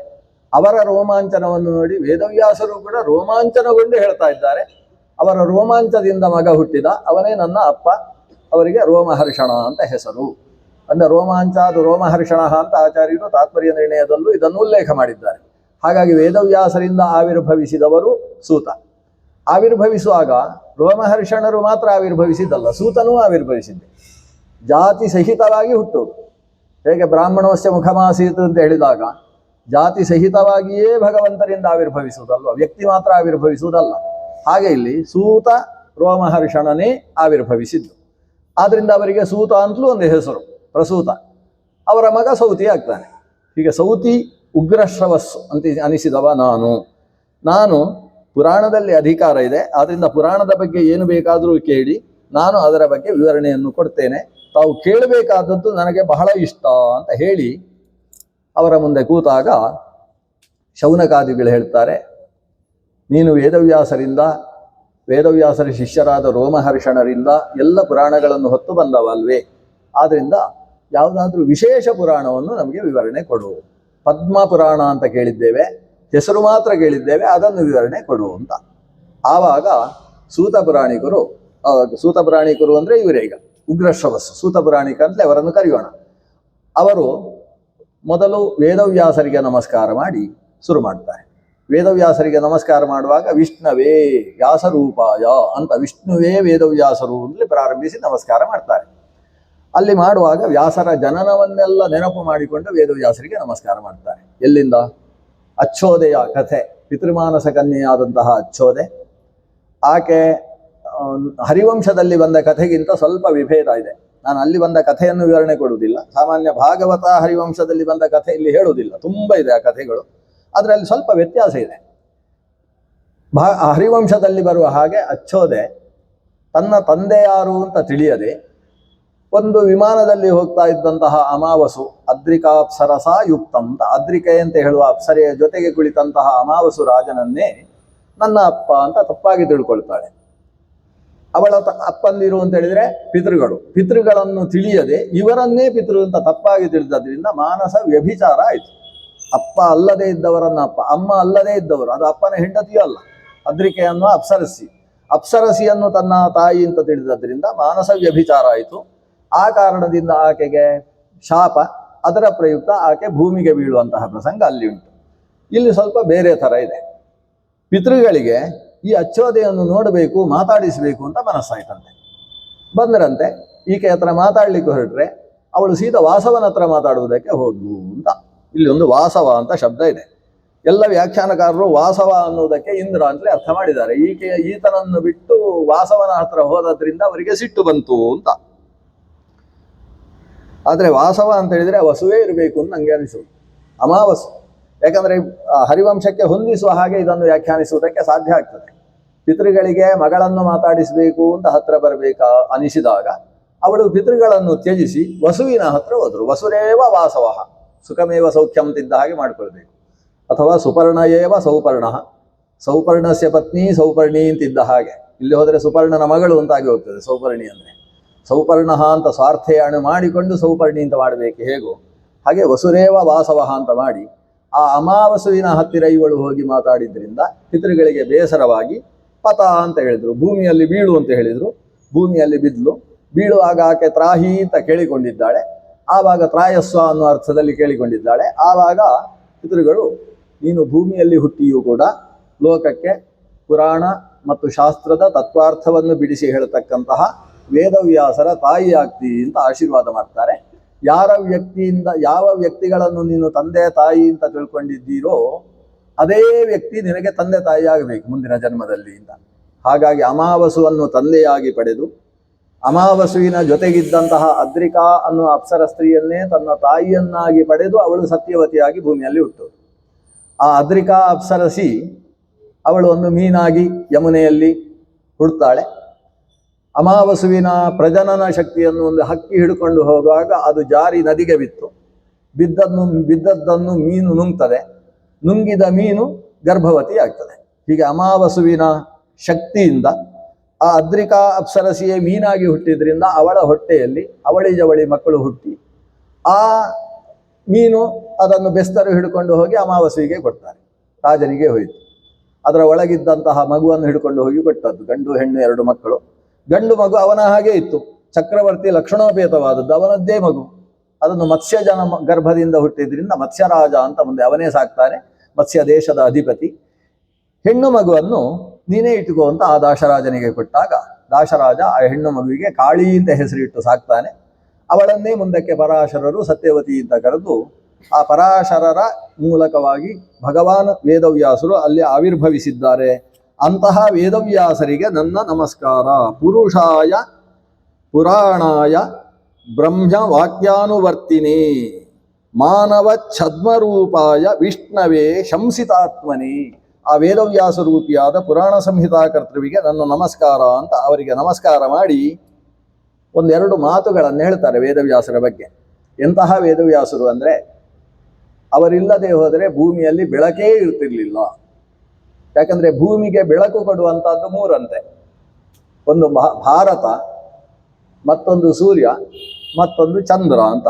ಇದು ಮೂರು ಭೂಮಿಗೆ ಬೆಳಕು ಕೊಡುವಂಥದ್ದಂತೆ. ಭಾರತಂ ಭಾನುಮಾನ್ ಇಂದು ಯದಿ ನಸ್ಯು ಅಮೀತ್ರಯ ತಥೋ ಜ್ಞಾನತಮೋಂಧಸ್ಯ ಕಾ ಅವಸ್ಥಾ ಜಗತೋ ಭವೇತ್. ಒಂದು ವೇಳೆ ಈ ಭೂಮಿಯಲ್ಲಿ ಮಹಾಭಾರತ, ಸೂರ್ಯ, ಚಂದ್ರ ಅಂತ ಈ ಮೂರು ಇಲ್ಲದೆ ಹೋಗಿದ್ದ ಪಕ್ಷದಲ್ಲಿ ಈ ಲೋಕದ ಜನಕ್ಕೆ ಕಗ್ಗತ್ತಲಾಗಿ ಎಂಥ ಅವಸ್ಥೆ ಆಗಿ ಹೋಗ್ತಾ ಇತ್ತು ಅಂತ. ಆದ್ದರಿಂದ ಸೂರ್ಯ ಚಂದ್ರರು ಹಗಲು ರಾತ್ರಿಗಳನ್ನು ಬೆಳಗಿದರೆ ಹಗಲು ಮತ್ತು ರಾತ್ರಿ ಎರಡನ್ನೂ ಬೆಳಗುವಂಥದ್ದು ಭಾರತ ಅಂತ. ಮಹಾಭಾರತ ಅದು ಜ್ಞಾನದ ಒಂದು ರಾಶಿ. ಅದನ್ನು ವೇದವ್ಯಾಸರು ಕೊಟ್ಟದ್ದು. ಅದನ್ನು ಕೊಟ್ಟಂತಹ ವೇದವ್ಯಾಸರು ಸಾಕ್ಷಾತ್ ಭಗವಂತನೇ ಆಗಬೇಕು. ಕೃಷ್ಣ ದ್ವೈಪಾಯನಂ ವ್ಯಾಸಂ ವಿದ್ಧಿ ನಾರಾಯಣಂ ಪ್ರಭುಂ ಕೋಕ್ಯನ್ಯ ಪುಂಡರೀಕಾಕ್ಷಾತ್ ಮಹಾಭಾರತ ಕೃದ್ಭವೇತ್. ಆಚಾರ್ಯರು ಅನೇಕ ಕಡೆಯಲ್ಲಿ ಉಲ್ಲೇಖ ಮಾಡಿದ ಶ್ಲೋಕ ಅದು ಪದ್ಮಪುರಾಣದಲ್ಲಿ ಬರುವ ಶ್ಲೋಕ. ಪುಂಡರೀಕಾಕ್ಷನನ್ನು ಬಿಟ್ಟು ಬೇರು ಯಾರು ತಾನೇ? ಮುಂದಕ್ಕೆ ನಡೆಯಬಹುದಾದ ಸಮಗ್ರ ಕಥೆಯನ್ನು 600 ವರ್ಷ ಮುಂದೆಯೇ ಒಂದು ಚಾತೂ ತಪ್ಪದೆ ಸಮಗ್ರತೆಯಲ್ಲಿ ಹೇಳಿದ್ದಾರಲ್ವಾ, ಅದು ವೇದವ್ಯಾಸರು. ಭಗವಂತ ಅಲ್ಲದೆ ಇನ್ಯಾರು ಆಗಿರುವುದಕ್ಕೆ ಸಾಧ್ಯ? ಅದು ಸಾಕ್ಷಾತ್ ಭಗವಂತನೇ, ನಾರಾಯಣನೇ ವ್ಯಾಸತನುವಾಗಿ ಆವಿರ್ಭವಿಸಿದ್ದಾನೆ. ಅಂತಹ ವ್ಯಾಸರನ್ನು ಮೊದಲು ನಾನು ನಮಸ್ಕರಿಸಿ, ಅವರು ನನ್ನ ತಂದೆಯ ಮೂಲಕ ನನಗೆ ಉಪದೇಶ ಮಾಡಿದ ಪದ್ಮಪುರಾಣವನ್ನು ಇಲ್ಲಿ ನಿಮಗೆ ಹೇಳ್ತೇನೆ. ಪದ್ಮಪುರಾಣ ಎಷ್ಟು ದೊಡ್ಡದು? ತುಂಬ ಇದೆ. ಅದರಲ್ಲಿ 5 ಖಂಡ ಇದೆ ಅಂತೆ. ಪದ್ಮಪುರಾಣ ಪಂಚಖಂಡಾತ್ಮಕವಾದದ್ದು. ಮೊದಲನೆಯ ಖಂಡ ಸೃಷ್ಟಿಖಂಡ, ಕೊನೆಯ ಖಂಡ ಉತ್ತರಖಂಡ, ಮಧ್ಯದಲ್ಲಿ ಭೂಮಿಖಂಡ, ಸ್ವರ್ಗಖಂಡ, ಪಾತಾಳಖಂಡ. ಈಗ ಭೂಮಿ, ಸ್ವರ್ಗ, ಪಾತಾಳ, ಮೊದಲನೆಯದ್ದು ಕೊನೆಯದ್ದು ಸೃಷ್ಟಿಖಂಡ ಮತ್ತು ಉತ್ತರಖಂಡ ಅಂತ. ಹೀಗೆ ಒಟ್ಟು ಪಂಚಖಂಡಾತ್ಮಕವಾದದ್ದು ಪುರಾಣ. 55,000 ಗ್ರಂಥದಿಂದ, ಒಂದು ಗ್ರಂಥ ಅಂದರೆ 32 ಅಕ್ಷರ ಅಂತ ಲೆಕ್ಕಾಚಾರ. ಆ ಲೆಕ್ಕದಲ್ಲಿ 55,000 ಗ್ರಂಥದಿಂದ ಕೂಡಿರುವಂತಹ ಪುರಾಣ. ಭಗವನ್ ಮಹಾತ್ಮೆಯನ್ನು ಹೇಳುವುದರ ಮೂಲಕ ಮೋಕ್ಷದ್ವಾರವನ್ನು ತೆರೆದಿಡತಕ್ಕಂತಹ ಪುರಾಣ. ಉತ್ತಮ ಕಥೆಯ ಜೊತೆಗೆ ಲೋಕಜ್ಞಾನವನ್ನು ಮನುಷ್ಯನಿಗೆ ಕೊಡತಕ್ಕಂತಹ ಪುರಾಣ. ವಿಷ್ಣು ಮಾಹಾತ್ಮ್ಯ ನಿರ್ಮಲಂ, ವಿಷ್ಣುವಿನ ಮಾಹಾತ್ಮ್ಯವು ತುಂಬಿ ತುಳುಕ್ತಾ ಇರುವುದರಿಂದ ಪರಮ ನಿರ್ಮಲವಾದಂತಹ ಪುರಾಣ. ಆ ಪುರಾಣವನ್ನು ನಾನು ನಿಮಗೆ ಹೇಳ್ತೇನೆ ಅಂತ ಹೇಳಿ ಪುರಾಣ ಪ್ರವಚನವನ್ನು ಪ್ರಾರಂಭ ಮಾಡ್ತಾರೆ. ಪುರಾಣ ಪ್ರವಚನವನ್ನು ಶುರು ಮಾಡುವಾಗ ಸಂವಾದ ರೂಪದಲ್ಲಿ ಶುರು ಮಾಡ್ತಾರೆ. ಒಮ್ಮೆ ಭೀಷ್ಮಾಚಾರ್ಯರು ಭಾರೀ ಜ್ಞಾನವನ್ನು ಪಡಿಬೇಕು ಅಂತ ಹೇಳಿ ಹಿಮವತ್ ಪರ್ವತದ ತಟಿಯಲ್ಲಿ ಹರಿತಾ ಇರತಕ್ಕಂತಹ ಅಲಕನಂದೆಯ ತೀರಕ್ಕೆ, ಗಂಗೆಯ ತೀರಕ್ಕೆ ಬಂದು ಅಲ್ಲಿ ಕುಳಿತು 100 ವರ್ಷ ತಪಸ್ಸು ಮಾಡ್ತಾರಂತೆ. ಹಾಗಾದರೆ ಭೀಷ್ಮರದ್ದು 525 ವರ್ಷ ಓದಿಗೋಸ್ಕರ ಹೋಗಿದೆ. ಇನ್ನು 100 ವರ್ಷ ತಪಸ್ಸು ಮಾಡಿದ ವಿಷಯ ಇಲ್ಲಿ ಬರ್ತದೆ. ಅವರು ಲೌಕಿಕ ಜಂಜಾಟದಲ್ಲಿದ್ದದ್ದು ದುರ್ಯೋಧನ ಹುಟ್ಟಿದ ಮೇಲೆಯೇ ಜಾಸ್ತಿ ಅಂತ ಅನಿಸ್ತದೆ. ಅದಕ್ಕಿಂತ ಮುಂಚೆ 100 ವರ್ಷದ ತಪಸ್ಸು. 100 ವರ್ಷ ತಪಸ್ಸು ಮಾಡುವಾಗ ಬ್ರಹ್ಮದೇವರು ತನ್ನ ಮಗನಾದ ಪುಲಸ್ತ್ಯನನ್ನು ಕರೆದು ಮಾತಾಡ್ತಾರೆ. ನೋಡು ಭೀಷ್ಮ ದೃಢವ್ರತ, ದೇವವ್ರತ, ಆತ ಮಾಡ್ತಾ ಇರತಕ್ಕಂಥ ತಪಸ್ಸು ಬಹಳ ಪಿತೃಗಳ ಅನುಗ್ರಹಕ್ಕೋಸ್ಕರ ಆತ ತಪಸ್ಸು ಮಾಡ್ತಾ ಇದ್ದಾನೆ. ಪಿತೃ ಪರಾಯಣನಾದವ ಆತ. ಆದ್ದರಿಂದ ಅವನ ತಪಸ್ಸನ್ನು ಸಮಾಧಾನ ಮಾಡುವುದಕ್ಕೆ, ಸಾಕು ತಪಸ್ಸು ಅಂತ ಹೇಳಿ ನಿಲ್ಲಿಸುವುದಕ್ಕೆ ನೀನು ಹೋಗು, ಅವನಿಗೆ ಅಭಿಲಷಿತವಾದ ವಿಷಯಗಳನ್ನೆಲ್ಲ ಉಪದೇಶ ಮಾಡು. ಅಷ್ಟು ಜ್ಞಾನವನ್ನು ಪಡೆದ ಮೇಲೆ ಅವ ಮತ್ತೆ ಹಸ್ತಿನಪುರಕ್ಕೆ ಹೋಗ್ತಾನೆ. ಆದ್ದರಿಂದ ನೀನು ಅಲ್ಲಿಗೆ ಹೋಗು ಅಂತ ಬ್ರಹ್ಮದೇವರು ಪುಲಸ್ತ್ಯನನ್ನು ಈ ಭೀಷ್ಮಾಚಾರ್ಯರ ಸನ್ನಿಧಾನಕ್ಕೆ ಕಳಿಸಿಕೊಡ್ತಾರೆ. ಭೀಷ್ಮಾಚಾರ್ಯರ ಹತ್ತಿರ ಪುಲಸ್ತ್ಯರು ಬಂದಾಗ ಅವರ ದರ್ಶನದಿಂದ ತೃಪ್ತನಾದ ಭೀಷ್ಮ ತನ್ನ ಸೌಭಾಗ್ಯವನ್ನು ವರ್ಣನೆ ಮಾಡ್ತಾನೆ, ಅವರ ವ್ಯಕ್ತಿತ್ವವನ್ನು ವರ್ಣಿಸ್ತಾನೆ. ಬಹಳ ಚಂದ. ದೊಡ್ಡವರು ಬಂದಾಗ ಹೇಗೆ ಉಪಚಾರ ಮಾಡಬೇಕು ಅಂತ ಕಲಿಯುವುದಕ್ಕಿರುವಂಥದ್ದು. ಆಮೇಲೆ 2 ವಿಶೇಷ ಉಂಟು. ಏನಂದರೆ, ಒಂದು ಸಾಷ್ಟಾಂಗ ನಮಸ್ಕಾರ ಮಾಡ್ತಾನೆ, ಮತ್ತೊಂದು ಅಷ್ಟಾರ್ಘ್ಯ ಕೊಡ್ತಾನೆ ಅಂತ, ಇದೆರಡು ವಿಶೇಷ ಉಂಟು. ಇದರಲ್ಲಿ ಸಾಷ್ಟಾಂಗ ನಮಸ್ಕಾರ ಅಂದರೆ ಸ್ವಲ್ಪ ವ್ಯತ್ಯಾಸ ಇದೆ, ಏನೇ ಇರಲಿ ನಮ್ಗೆ ಗೊತ್ತಿರುವಂಥ ವಿಷಯ. ಸಾಷ್ಟಾಂಗ ನಮಸ್ಕಾರ ಅಂದರೆ ಅರ್ಥ ಆಗ್ತದೆ. ಆದರೆ ಅದರ ಜೊತೆಗೆ ಅಷ್ಟಾರ್ಘ್ಯವನ್ನು ಕೊಡ್ತಾನೆ ಅಂತುಂಟು. 8 ರೀತಿಯ ಅರ್ಘ್ಯ ಅಂದರೆ ಏನು? ನಾವೆಲ್ಲ ಪಿತೃಶ್ರಾದ್ದದಲ್ಲಿ ಅಷ್ಟಾರ್ಘ್ಯಂ ಸಂಪೂರ್ಯತಾ ಅಂತ ಹೇಳ್ತೇವೆ. ಅದಕ್ಕೆ ಅಷ್ಟೇ ಅರ್ಘ್ಯ ಅಂತ ನಾವು ಅರ್ಥ ಮಾಡುವುದು. ಆದರೆ ಇಲ್ಲಿ ಅಷ್ಟಾರ್ಘ್ಯ ಅಂದರೆ ಏನು? ಇನ್ನೊಂದು ಸಮಸ್ಯೆ ಬರ್ತದೆ. ಅರ್ಘ್ಯ ಅಂತ ಹೇಳಿದಾಗ ಕೈ ತೊಳೆಯುವುದಕ್ಕೆ ನೀರು. ಈ ಕೈಯಲ್ಲಿ ಅಲಂಕಾರಕ್ಕೆಲ್ಲ ಕೂಡಿಸುವಾಗ ಕೈಯಲ್ಲಿ ಒಂದಷ್ಟು ಮಂತ್ರಾಕ್ಷತೆ ಕೊಟ್ಟು ಕುಂಕುಮ ಎಲ್ಲ ಅಂಟು ಹಾಗೆ ಅರ್ಘ್ಯ ಕೊಡ್ತಾರೆ. ಕೈ ತೊಳೆಯುವುದಕ್ಕೆ ಕೊಡುವ ನೀರಿನಲ್ಲಿ ಇವತ್ತು ಅದನ್ನೆಲ್ಲ ಸೇರಿಸುವುದು ಯಾಕೆ ಅಂತ ಒಂದು ಪ್ರಶ್ನೆ ಬರ್ತದೆ. ಆದರೆ ಅರ್ಘ್ಯ ಅಂದರೆ ಬರೀ ಕೈ ತೊಳೆಯುವ ನೀರು ಅಲ್ಲ, ಅದೊಂದು ವಿಶೇಷ ಪೂಜೆ ಅಂತ ಇಲ್ಲಿ ಗೊತ್ತಾಗ್ತದೆ. 8 ಕೊಡಬೇಕಂತೆ. ಅರ್ಘ್ಯಂ ಪಾತ್ರೇತು ಪಾಲಾಶೇ ದೂರ್ವಾಕ್ಷತ ಸುಮೀಃ ಕುಶೈಃ ಸರ್ಷಪೈಶ್ಚ ದಧಿ ಕ್ಷೌದ್ರೈಃ ಯವೈಶ್ಚ ಪಯಸಾ ಸಹ ಅಷ್ಟಾಂಗೋ ಕೇಶ ನಿರ್ದಿಷ್ಟೋ ಚರ್ಘೋ ಹಿ ಮುನಿಭಿಃ ಅಂತ ಒಂದು ಅಷ್ಟಾಂಗ ಅರ್ಘ್ಯ ಅಂತೆ. ಅದರಲ್ಲಿ ವಸ್ತುತ 9 ಇದೆ. ಈಗ ಹೆಸರು ಅಷ್ಟಾರ್ಘ್ಯ ಅಂತ ಅವ್ರು ಹೇಳೋ ಲೆಕ್ಕಾಚಾರ ನೋಡಿದರೆ 9 ಇದೆ. ಪಯಸ ಸಹ ಅಂತ ಕೊನೆಗುಂಟು. ಅದನ್ನು ಹಾಲು ಇಟ್ಟುಕೊಂಡ್ರೆ 9 ಆಗ್ತದೆ. ಪಯಸ ಅಂದರೆ ನೀರು. ಅದನ್ನು ನೀರಿನಲ್ಲಿ 8 ಸೇರಿಸಿಕೊಂಡಾಗ ಅದಕ್ಕೆ ಅಷ್ಟಾರ್ಘ್ಯ ಅಂತ ಹೆಸರಾಗ್ತದೆ. ಏನೇನು ಸೇರಿಸಬೇಕು ಅದು ಹೇಳ್ತಾನೆ. ನಾನು ಅರ್ಘ್ಯವನ್ನು ಪಾತ್ರೆಯಲ್ಲಿ ಇಡಲಿಲ್ಲ, ಪಾಲಾಶದ ದೊನ್ನೆಯಲ್ಲಿ ಇಟ್ಟಿದ್ದೇನೆ ಅಂತ. ಪಾಲಾಶದ ದೊನ್ನೆ. ಅರ್ಘ್ಯಂ ಪಾತ್ರೇತು ಪಾಲಾಶೇ, ಪಲಾಶ ಪತ್ರದ ದೊನ್ನೆಯಲ್ಲಿ ಇಟ್ಟಿರ್ತಕ್ಕಂಥದ್ದು 8 ದ್ರವ್ಯ ಯಾವುದು ಅಂದರೆ ದೂರ್ವ ಅಕ್ಷತಾ ಸುಮೈಹಿ ಕುಶೈಹಿ. ಗರಿಕೆ ಅರ್ಘ್ಯದಲ್ಲಿ ಅದು ಶ್ರಾದ್ದ ಕಾಲದಲ್ಲೂ ಹಾಕುವುದಕ್ಕೆ ಹೇಳ್ತಾರೆ. ಅಷ್ಟಾರ್ಘ್ಯದಲ್ಲಿ ಇವನ್ನೇ ಹೇಳುವುದು. ಅಂದರೆ ದೂರ್ವ ಗರಿಕೆ ಹಾಕಬೇಕು. ಉಳಿದ ಪುಷ್ಪಗಳನ್ನು ಹಾಕದೇ ಹೋದ್ರು ಸುಮೈಹಿ ಅಂತುಂಟು.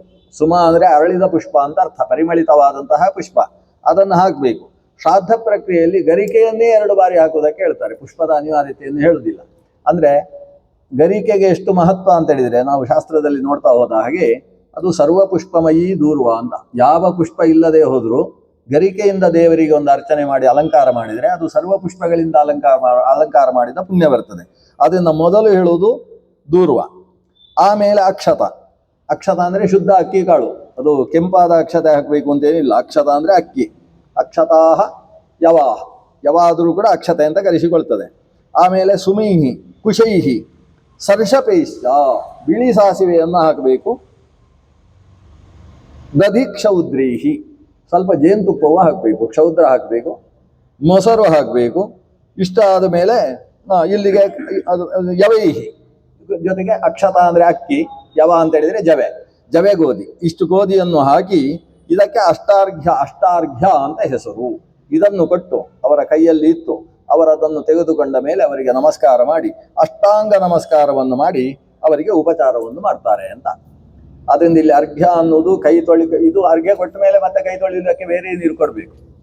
ಇದು ಅರ್ಘ್ಯ ಕೊಡುವುದು ಒಂದು ಉಪಚಾರ ವಿಶೇಷ. ಇಷ್ಟರಿಂದ ಕೂಡಿದಂತಹ ಅರ್ಘ್ಯವನ್ನು ಕೊಟ್ಟು ಅವರನ್ನು ಪೂಜಿಸಿ ಅವರಲ್ಲಿ ತಾವು ಸೃಷ್ಟಿ ಮತ್ತು ಸಂಹಾರದ ಬಗ್ಗೆ ಪ್ರಶ್ನೆಯನ್ನು ಮಾಡ್ತಾನೆ ಭೀಷ್ಮ. ಪುಲಸ್ತ್ಯರು ಸೃಷ್ಟಿ ಸಂಹಾರದ ಬಗ್ಗೆ ವಿವರಣೆ ಕೊಡ್ತಾರೆ. ಸಾಮಾನ್ಯವಾಗಿ 3 ಥರದ ಸಂಹಾರ, 9 ಬಗೆಯ ಸೃಷ್ಟಿ. ಇದು ಶ್ರೀಮದ್ ಭಾಗವತದ ತೃತೀಯ ಸ್ಕಂದದಲ್ಲಿ ಯಾವ ರೀತಿಯ ವಿವರಣೆ ಇದೆಯೋ ಅದಕ್ಕೆ ಯಾವುದೇ ವಿಶೇಷ ವ್ಯತ್ಯಾಸ ಇಲ್ಲದೇ ಇರುವ ರೀತಿಯಲ್ಲಿ ಸೃಷ್ಟಿಯ ವಿವರಣೆ ಇಲ್ಲಿ ಬಂದಿದೆ. ಕೊನೆಗೆ ಆ ಸೃಷ್ಟಿಯ ವಿವರಣೆಯನ್ನು ಒಂದಿಷ್ಟು ಕೊಟ್ಟು ಮಧ್ಯದಲ್ಲಿ ಈ ಪುರಾಣದ ಬಗ್ಗೆ ಒಂದು ಮಾತು ಹೇಳ್ತಾರೆ. ಈ ಪುರಾಣವನ್ನು ಕೇಳಿದರೆ ಸಕಲ ಪಾಪ ಪರಿಹಾರ ಆಗ್ತದೆ. ಸಸ್ರಾಸೃಜತಿ ಜಾತಮಾನಂ ವಿಷ್ಣು ಪಾಲ್ಯಂಚ ಪಾತಿ ಚ ಉಪಸಂಹ್ರಿಯತೆ ಚಾಪಿ ಸಂಹರ್ತಾ ಚ ಸ್ವಯಂ ಪ್ರಭು. ಸಕಲ ಪಾಪ ಪರಿಹಾರಕವಾದದ್ದು ಈ ಪುರಾಣ. ಯಾಕೆ ಅಂತ ಹೇಳಿದರೆ ಈ ಪುರಾಣದಲ್ಲಿ ಹೇಳಿದ ಸೃಷ್ಟಿ ಸ್ಥಿತಿ ಸಂಹಾರ ಕೇಳಿದರೆ ಅದು ಭಗವಂತನ 3 ರೂಪಗಳ ಮಹಾತ್ಮೆಯನ್ನು ಕೇಳಿದ ಹಾಗೆ. ಭಗವಂತನ 3 ರೂಪಗಳು ಯಾವುದು? ಹರಿ, ಹರ, ವಿರಿಂಚ ಅಂತ 3 ರೂಪ. ಈ ಭಗವಂತನೊಬ್ಬನೇ ತಾನು 3 ರೂಪ ತೆಗೊಳ್ತಾನಂತೆ. ಸೃಷ್ಟಿ ಸ್ಥಿತ್ಯಂತಕರಣಾತ್ ಬ್ರಹ್ಮ ವಿಷ್ಣು ಶಿವಾತ್ಮಕಃ ಸ್ರಷ್ಟ. ಬ್ರಹ್ಮ ವಿಷ್ಣು ಶಿವಾತ್ಮಕನಾಗಿ ಭಗವಂತ ಸೃಷ್ಟಿ ಸ್ಥಿತಿ ಲಯಗಳನ್ನು ಮಾಡ್ತಾನೆ. ಅಂತಹ ಭಗವಂತನ 3 ರೂಪಗಳ ಮಹತ್ವವನ್ನು ಕೇಳಿದಂತಹ ಪುಣ್ಯ ಈ ಸೃಷ್ಟಿ ಸ್ಥಿತಿ ಲಯಗಳನ್ನು ಕೇಳುವುದರಿಂದ ಉಂಟಾಗ್ತದೆ. ಇಲ್ಲಿ ಭಗವಂತನೇ ಬ್ರಹ್ಮ ವಿಷ್ಣು ಶಿವಾತ್ಮಕ ಅನ್ನುವುದನ್ನು ಆಚಾರ್ಯರು ನಿರೂಪಿಸಿದ ಕ್ರಮದಲ್ಲಿ ತಿಳ್ಕೊಳ್ಬೇಕು. ಅಥವಾ ಭಾಗವತದ ಆರಂಭದಲ್ಲಿ ಸ್ಥಿತ್ಯಾದಯೇ ಹರಿ ವಿರಿಂಚ ಹರೇತಿ ಸಂಜ್ಞಾ ಶ್ರೇಯಾಂಸಿ ತತ್ರ ಖಲು ಸತ್ವತನೌ ನೃಣಾಂಸ್ಯುಹು ಅಂತ ಹೇಳಿದ ಹಾಗೆ ಸತ್ವರಜಸ್ತಮಸ್ಸುಗಳನ್ನು ಭಗವಂತ ಸೃಷ್ಟಿಯಲ್ಲಿ ಉಪಯೋಗಿಸ್ತಾನೆ.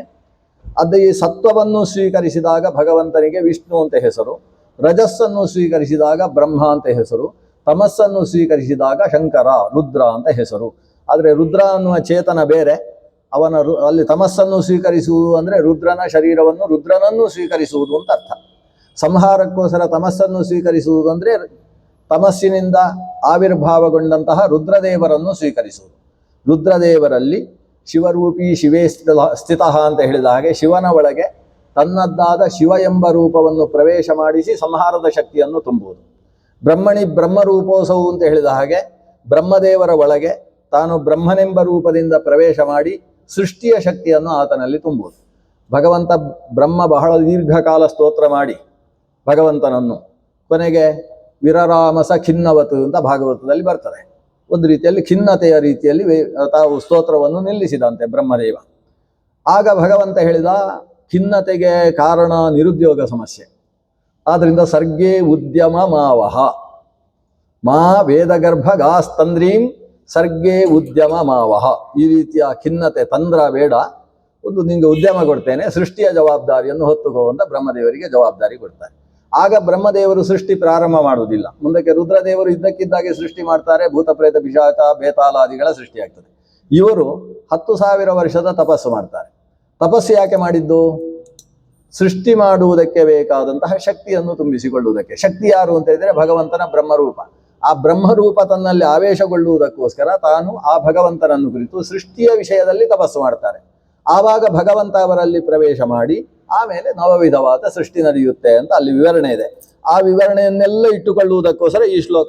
ಬ್ರಹ್ಮ ವಿಷ್ಣು ಶಿವಾತ್ಮಕನಾಗಿದ್ದಾನೆ ಈತ ಅಂತ ಹೇಳಿದರೆ ಆ ಭಗವಂತ ತಾನು ಆ 2 ರೂಪಗಳಲ್ಲಿ ತಾನು ಒಳಗೆ ಬ್ರಹ್ಮ ಮತ್ತು ಶಿವ ಎಂಬ ರೂಪದಿಂದ ಪ್ರವೇಶ ಮಾಡಿ ಪೃಥಗೇವ ಸ್ಥಿತೋ ವಿಷ್ಣು ಅಂತ ಹೇಳಿದ ಹಾಗೆ ಪೃಥಕ್ಕಾಗಿ ತಾನು ವಿಷ್ಣು ರೂಪದಿಂದ ಅಲ್ಲಿ ಸೃಷ್ಟಿಯಾದದ್ದನ್ನು ಸಂಹಾರ ಆಗುವಲ್ಲಿಯ ತನಕ ಸಂರಕ್ಷಣೆ ಮಾಡ್ತಾನೆ. ಸೃಷ್ಟಿಯ ವಿವರದಲ್ಲಿ ಸೃಷ್ಟಿಯ ಆರಂಭ ತ್ರಿಗುಣಗಳ ಸೃಷ್ಟಿಯನ್ನು ಇಲ್ಲಿ ಹೇಳ್ತಾರೆ. ಸಾಮಾನ್ಯವಾಗಿ ತ್ರಿಗುಣ ಸೃಷ್ಟಿ ಪುರಾಣದಲ್ಲಿ ಬರುವುದು ಕಡಿಮೆ. ಮಹತ್ತತ್ವದ ಸೃಷ್ಟಿಯಿಂದ ಪ್ರಾರಂಭಿಸಿ ಮುಂದುವರಿಯುತ್ತದೆ. ತ್ರಿಗುಣ ಸೃಷ್ಟಿ ಅಂದರೆ ಏನು? ಮೂಲ ಪ್ರಕೃತಿಯಿಂದ 3 ಗುಣಗಳನ್ನು ಬೇರ್ಪಡಿಸುವುದು. ಅದು ಎಲ್ಲವೂ ವಿಚಿತ್ರ ರೂಪದಲ್ಲಿ ಸಂಯುಕ್ತವಾದಾಗ, ವೈಷಮ್ಯ ಇದ್ದಾಗ, ಅದನ್ನು ಸಾಮ್ಯ ಸ್ಥಿತಿಯಲ್ಲಿದ್ದಾಗ ಅದನ್ನು ವಿಷಮ ಸ್ಥಿತಿಗೆ ತಂದುಕೊಳ್ಳುವುದು. ಹಾಗೆ ನಾವು ಸಸರ್ಜ ಭಗವಾನ್ ಆದೌ 3 ಗುಣಾನ್ ಪ್ರಕೃತೆ ಪರಹ ಅಂತ ಆರಂಭದಲ್ಲಿ ನಾರಾಯಣ ಪಂಡಿತರ ಕಾವ್ಯದ ಶ್ಲೋಕ ಓದ್ತೇವೆ. ಅಲ್ಲಿ ಸಸರ್ಜ ಭಗವಾನ್ ಆದೌ ಪ್ರಕೃತೇ ಸಕಾಶಾತ್ 3 ಗುಣಾನ್ ಅಂತ, ಪ್ರಕೃತಿಯ ದಶೆಯಿಂದ 3 ಗುಣಗಳನ್ನು ಸೃಷ್ಟಿಸಿದ ಅಂತ.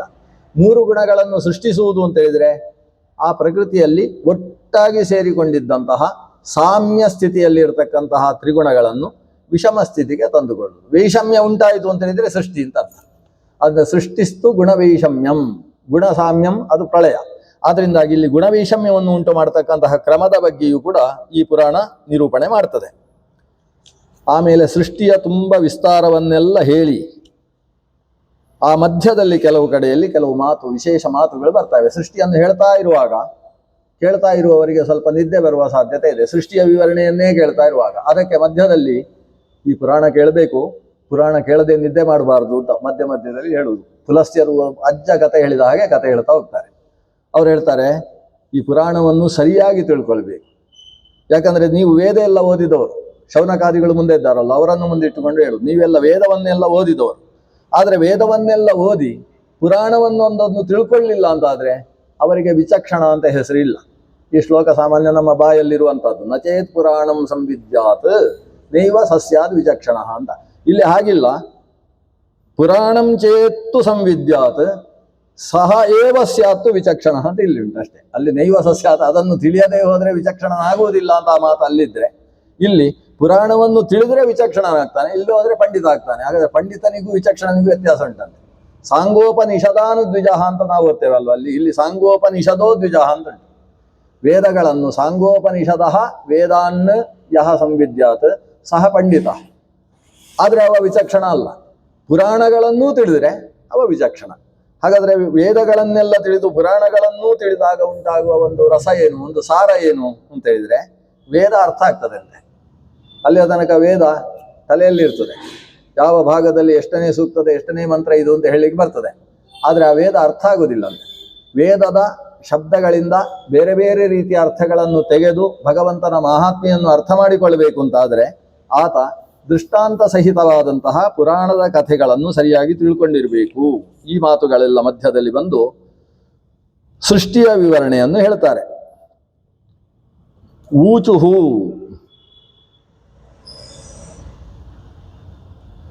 ಈ ಸೃಷ್ಟಿಯಲ್ಲಿ ಒಂದು ವಿಶೇಷ, ಈ ಯಕ್ಷ ರಕ್ಷ ಪಿಶಾಚ ಇತ್ಯಾದಿಗಳ ಸೃಷ್ಟಿ ಆಗ್ತದಲ್ವಾ, ಅದರಲ್ಲಿ ರುದ್ರದೇವರ ಸೃಷ್ಟಿಯಲ್ಲಿ 8 ಬಗೆಯ ಭೂತ ಪ್ರೇತಾದಿಗಳ ಸೃಷ್ಟಿಯನ್ನು ಹೇಳ್ತಾರೆ.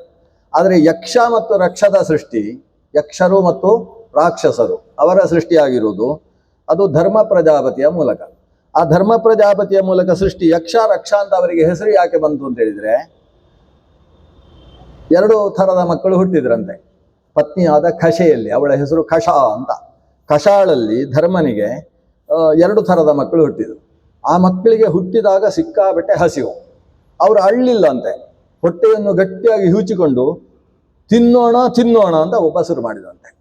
ಜಕ್ಷತ ಜಕ್ಷತ ಅಂತ ಎಲ್ಲರೂ ಸೇರಿ, ಜಕ್ಷ ಅಂದರೆ ತಿನ್ನುವುದು ಅಂತಲ್ವಾ, ಚೆನ್ನಾಗಿ ತಿಂದು ಬಿಡುವ ಅಂತ.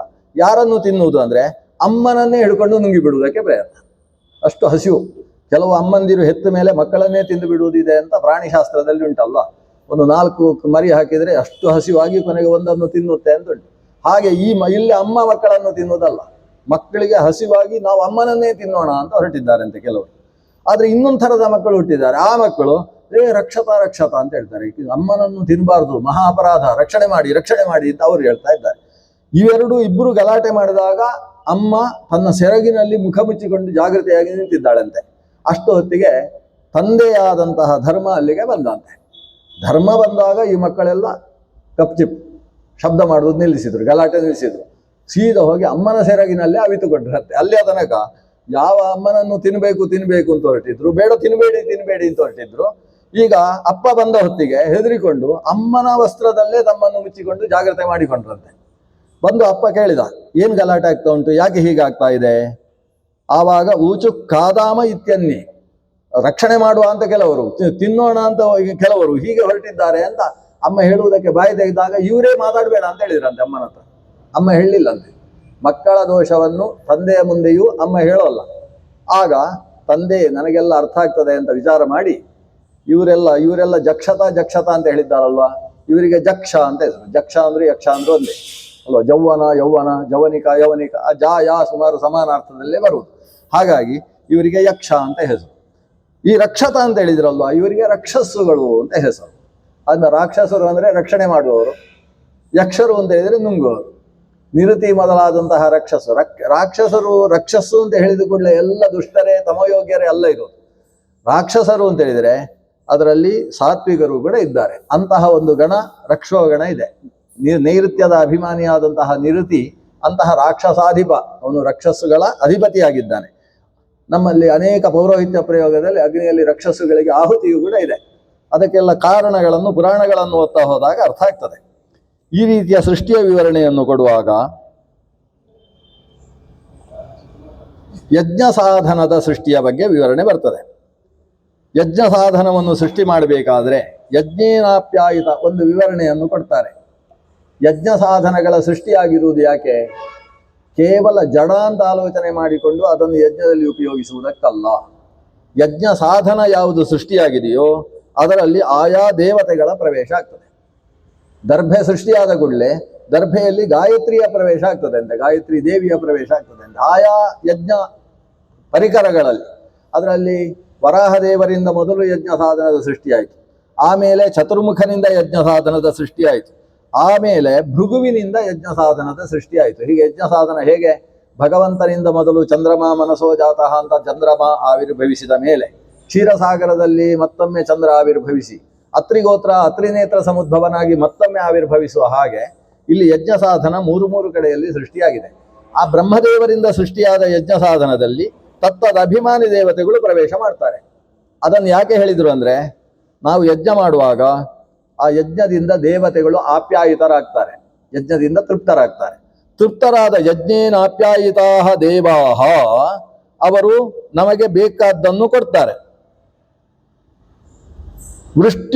ವೃಷ್ಟ್ಯುತ್ಸರ್ಗೇಣ ಮಾನವ, ಆ ದೇವತೆಗಳು ವೃಷ್ಟ್ಯುತ್ಸರ್ಗ, ಸರಿಯಾದ ಕಾಲಕ್ಕೆ ಮಳೆ ಬೀಳುವ ಹಾಗೆ, ಯಜ್ಞಾತ್ ಭವತಿ ಪರ್ಜನ್ಯ ಅಂತ ಆ ಮಳೆಯನ್ನು ಕೊಟ್ಟು ಅವರು ಮಾನವರನ್ನು ಮತ್ತೆ ಆಪ್ಯಾಯನ ಮಾಡ್ತಾರೆ. ಹೀಗೆ ಪರಸ್ಪರಂ ಭಾವೆಯಂತಹ ಶ್ರೇಯ ಪರಮವಾಪ್ಸ್ಯತ ಅಂತ ಯಜ್ಞದ ಮೂಲಕವಾಗಿ ನೀವು ಶ್ರೇಯಸ್ಸನ್ನು ಪಡೀರಿ ಅಂತ ದೇವರೇ ಹೇಳಿದ್ದಾನೆ. ಆದರೆ ಯಜ್ಞದಿಂದ ದೇವತೆಗಳು ಆಪ್ಯಾಯಿತರಾಗಬೇಕಾದರೆ ಆ ಯಜ್ಞದಲ್ಲಿ ಚೈತನ್ಯದ ಚಿಂತನೆ ಬೇಕು. ನಮ್ಮಲ್ಲಿ ಒಂದು ಪೌರೋಹಿತ್ಯದಲ್ಲಿ ಹೇಳುವ ಕ್ರಮ ಇದೆ, ಮಂತ್ರತಂತ್ರೋಪಕರಣ ಕರ್ತೃವನ್ನಿಷು ಕೇಶವಂ ದೇಶೇ ಕಾಲೇ ಚ ಮನ್ವಾನಾಹ ಕರ್ಮ ಕುರುವಂತೆ ನಿರ್ಮಲಂ ಅಂತ. ಆದರೆ ಯಜ್ಞದಲ್ಲಿ ಕೇವಲ ಜಡದಿಂದಲೇ ಹೋಮ ಮಾಡುವುದಲ್ಲ, ಜಡವಾದ ಮನಸ್ಸಿನಿಂದ ಹೋಮ ಮಾಡುವುದು ಅಲ್ಲ, ಜಡವಾದ ಅಗ್ನಿಯಲ್ಲೂ ಹೋಮ ಮಾಡುವುದಲ್ಲ, ಆ ಅಗ್ನಿಯಲ್ಲೂ ಚೈತನ್ಯದ ಚಿಂತನೆಯ ಜೊತೆಗೆ ಉಪಕರಣಗಳಲ್ಲೂ ಚೈತನ್ಯಗಳನ್ನು, ದೇವತಾ ಸ್ವರೂಪಗಳನ್ನು ಚಿಂತನೆ ಮಾಡಿಕೊಂಡು, ಯಾಕಂದ್ರೆ ಯಮದೇವ ನಚಿಕೇತನಿಗೆ ಉಪದೇಶ ಕೊಡುವಾಗಲೂ ಕೂಡ ಯಾ ಇಷ್ಟಕ ಯಾವ ತೀರ್ವಾ ಯಥಾವ ಅಂತ ಹೇಳಿ ಅಲ್ಲಿಯ ಇಟ್ಟಿಗೆಯಲ್ಲೂ ಕೂಡ ಷಷ್ಟ್ಯುತ್ತರ ಶತತ್ರಿಕ 360 ಭಗವಂತನ ರೂಪಗಳು ಅದರಲ್ಲಿ ನಿಂತಿದ್ದಾವೆ. ಮನುಷ್ಯನ ಅಸ್ಥಿಗತವಾದ ರೂಪಗಳು 360 ದಿವಸಕ್ಕೆ ಸಂಬಂಧಪಟ್ಟಂತಹ ಭಗವಂತನ ರೂಪಗಳು ಇಟ್ಟಿಗೆಯಲ್ಲಿ ನಿಂತಿದ್ದಾವೆ ಅಂತ ಉಪದೇಶ ಕೊಡ್ತಾನೆ. ಹಾಗೆ ಇಲ್ಲಿ ಆ ದೇವತಾ ಚೈತನ್ಯಗಳ ಚಿಂತನೆಯ ಜೊತೆಗೆ ಯಜ್ಞ ಕರ್ಮಗಳನ್ನು ನಡೆಸಬೇಕು. ಯಜ್ಞಕ್ಕೋಸ್ಕರವೇ ಚಾತುರ್ವರ್ಣ್ಯವನ್ನೂ ಸೃಷ್ಟಿ ಮಾಡಿದ್ದಂತೆ. ಚಾತುರ್ವರ್ಣ್ಯಂ ಮಹಾರಾಜ ಯಜ್ಞ ಸಾಧನ ಉತ್ತಮಂ. ಚಾತುರ್ವರ್ಣ್ಯ ಸೃಷ್ಟಿಯು ಕೂಡ ಯಜ್ಞ ಸಾಧನಕ್ಕೋಸ್ಕರ. ಯಾಕಂದ್ರೆ ಕೇವಲ ಬ್ರಾಹ್ಮಣ ಇದ್ರೆ ಯಜ್ಞ ನಡೆಯುವುದಿಲ್ಲ. ಯಜ್ಞ ನಡೆಸುವುದಕ್ಕೆ ಕ್ಷತ್ರ ಬೇಕು, ವೈಶ್ಯ ಬೇಕು, ಶೂದ್ರ ಬೇಕು. ಈ 4 ವರ್ಣಗಳು ಜೊತೆ ಸೇರಿದ್ರೆ ಒಂದು ಯಜ್ಞ ನಡೆಯುತ್ತೆ. ಇವತ್ತಿಗೂ ಯಜ್ಞದಲ್ಲಿ ಅದೇ ಕ್ರಮ ಇದೆ. ಒಂದು ಕಟ್ಟ ಹಾಕಬೇಕಾದ್ರೆ ಇಂಥವರೇ ಬರಬೇಕು. ಅಲ್ಲಿ ರಕ್ಷಣೆಗೋಸ್ಕರ ಗ್ರಾಮಣಿ ಆತ ಬಂದು ಅದೇ ಅವನಿಗೆ ಸಂಬಂಧಿಸಿದ ಗೌರವವನ್ನು ಅವನಿಗೆ ಸಲ್ಲಿಸಬೇಕು. ಎಲ್ಲರಿಗೂ ಸೇರಿ ನಡೆಯುವಂತಹದ್ದು, ಎಲ್ಲರ ಸಹಕಾರದಿಂದ ಭಗವಂತನ ಪೂಜೆ ಅಂತನಿಸುವಂತಹ ಯಜ್ಞ ನಡೆಯುತ್ತೆ. ಆ ಯಜ್ಞಕ್ಕೋಸ್ಕರವೇ ಚಾತುರ್ವರ್ಣ್ಯದ ಸೃಷ್ಟಿಯೂ ಕೂಡ ಆಗಿದೆ ಅಂತ ಸೃಷ್ಟಿಯ ವಿವರಣೆಯಲ್ಲಿ ಇಂತಹ ಅನೇಕ ವಿಚಾರಗಳು ಬರ್ತವೆ. ಇದರ ಮಧ್ಯದಲ್ಲಿ ರುದ್ರ ಸರ್ಗಂ ಪ್ರವಕ್ಷ್ಯಾಮಿ ಅಂತ ಸ್ವಲ್ಪ ವಿಶೇಷ ಇದೆ. ರುದ್ರನ ಸೃಷ್ಟಿಯನ್ನು ಹೇಳ್ತೇನೆ ಅಂತ. ನಾವು ಸಾಮಾನ್ಯ ರುದ್ರನ ಸೃಷ್ಟಿ ಹೇಗೆ ತಿಳ್ಕೊಂಡಿದ್ದೇವೆ? ಚತುರ್ಮುಖ ಬ್ರಹ್ಮನಿಗೆ 4 ಮಕ್ಕಳು, ಮಾನಸ ಪುತ್ರರು, ಸನಕಾದಿಗಳು. ಅವರ ಹತ್ರ ಸೃಷ್ಟಿಯನ್ನು ಮುಂದುವರಿಸಿ ಅಂತ ಚತುರ್ಮುಖ ಹೇಳಿದ. ಇವರು ಆಗುವುದಿಲ್ಲ ಅಂತ ಮುಖಕ್ಕೆ ಹೊಡೆಯುವ ಹಾಗೆ ಹೇಳಿದರು. ಆವಾಗ ಮಕ್ಕಳು ಯಾವಾಗ ಅಪ್ಪ ಹೇಳಿದ್ದನ್ನು ಕೇಳುವುದಿಲ್ವೋ ಆವಾಗ ಅಪ್ಪಂದರಿಗೆ ಸಿಟ್ಟು ಬಂದೇ ಬರ್ತದೆ ಅಂತ ತೋರಿಸಲಿಕ್ಕೆ ಬ್ರಹ್ಮದೇವರು ಯದ್ವಾದದ್ವಾ ಸಿಟ್ಟು ಮಾಡಿಕೊಂಡ್ರು.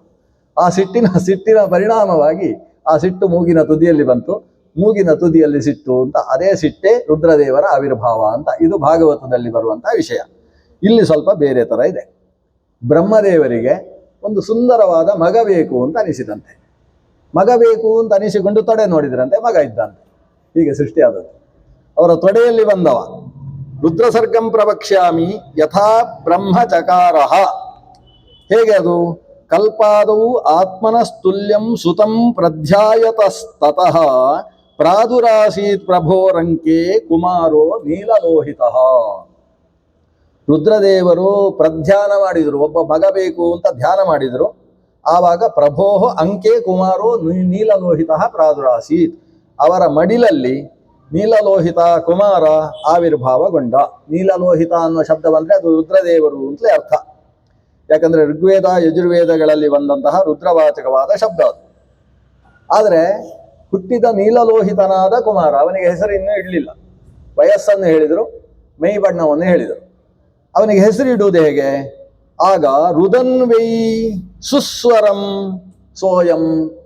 ಅಳ್ತಾ ಇರುವುದು ಅಂದ್ರೆ ಕೆಟ್ಟ ಧ್ವನಿ ಅಂತ ಅರ್ಥ. ಇದು ಹಾಗಲ್ಲ ಅಂತ. ಈ ಹುಡುಗ ಸುಸ್ವರಂ ರುದನ್ ಅಂತ ಭಾರಿ ಸುಂದರವಾದ ಧ್ವನಿಯಿಂದ ಅತ್ತರಂತೆ. ಗೋಪಿಯರನ್ನು ಹೇಳುವಾಗ ವೇದವ್ಯಾಸರು ಹೇಳಿದರು ರುದು ಸುಸ್ವರಂ ಅಂತ, ಅಥವಾ ರುದು ಸಸ್ವರಂ ಅಂತ 2 ಪಾಠ ಇದೆ. ಇದು ಸುಸ್ವರಂ ರುದನ್. ಆತ ಅಳ್ತಾ ಇದ್ದಾನೆ. ಆವಾಗ ಯಾಕೆ ಅಳ್ತಾ ಇದ್ದಿ ಅಂತ ಕೇಳಿದರೆ, ನನಗೆ ಹೆಸರು ಬೇಕು. ನಾಮಧೇಹೀತಿ ತಂಸೋ ಸಹ ಅಬ್ರವೀತ್. ನನಗೆ ಹೆಸರು ಬೇಕು ಅಂತ ಕೇಳಿದ. ಆವಾಗ ಒಂದು ಹೆಸರು ಕೊಟ್ರಂತೆ.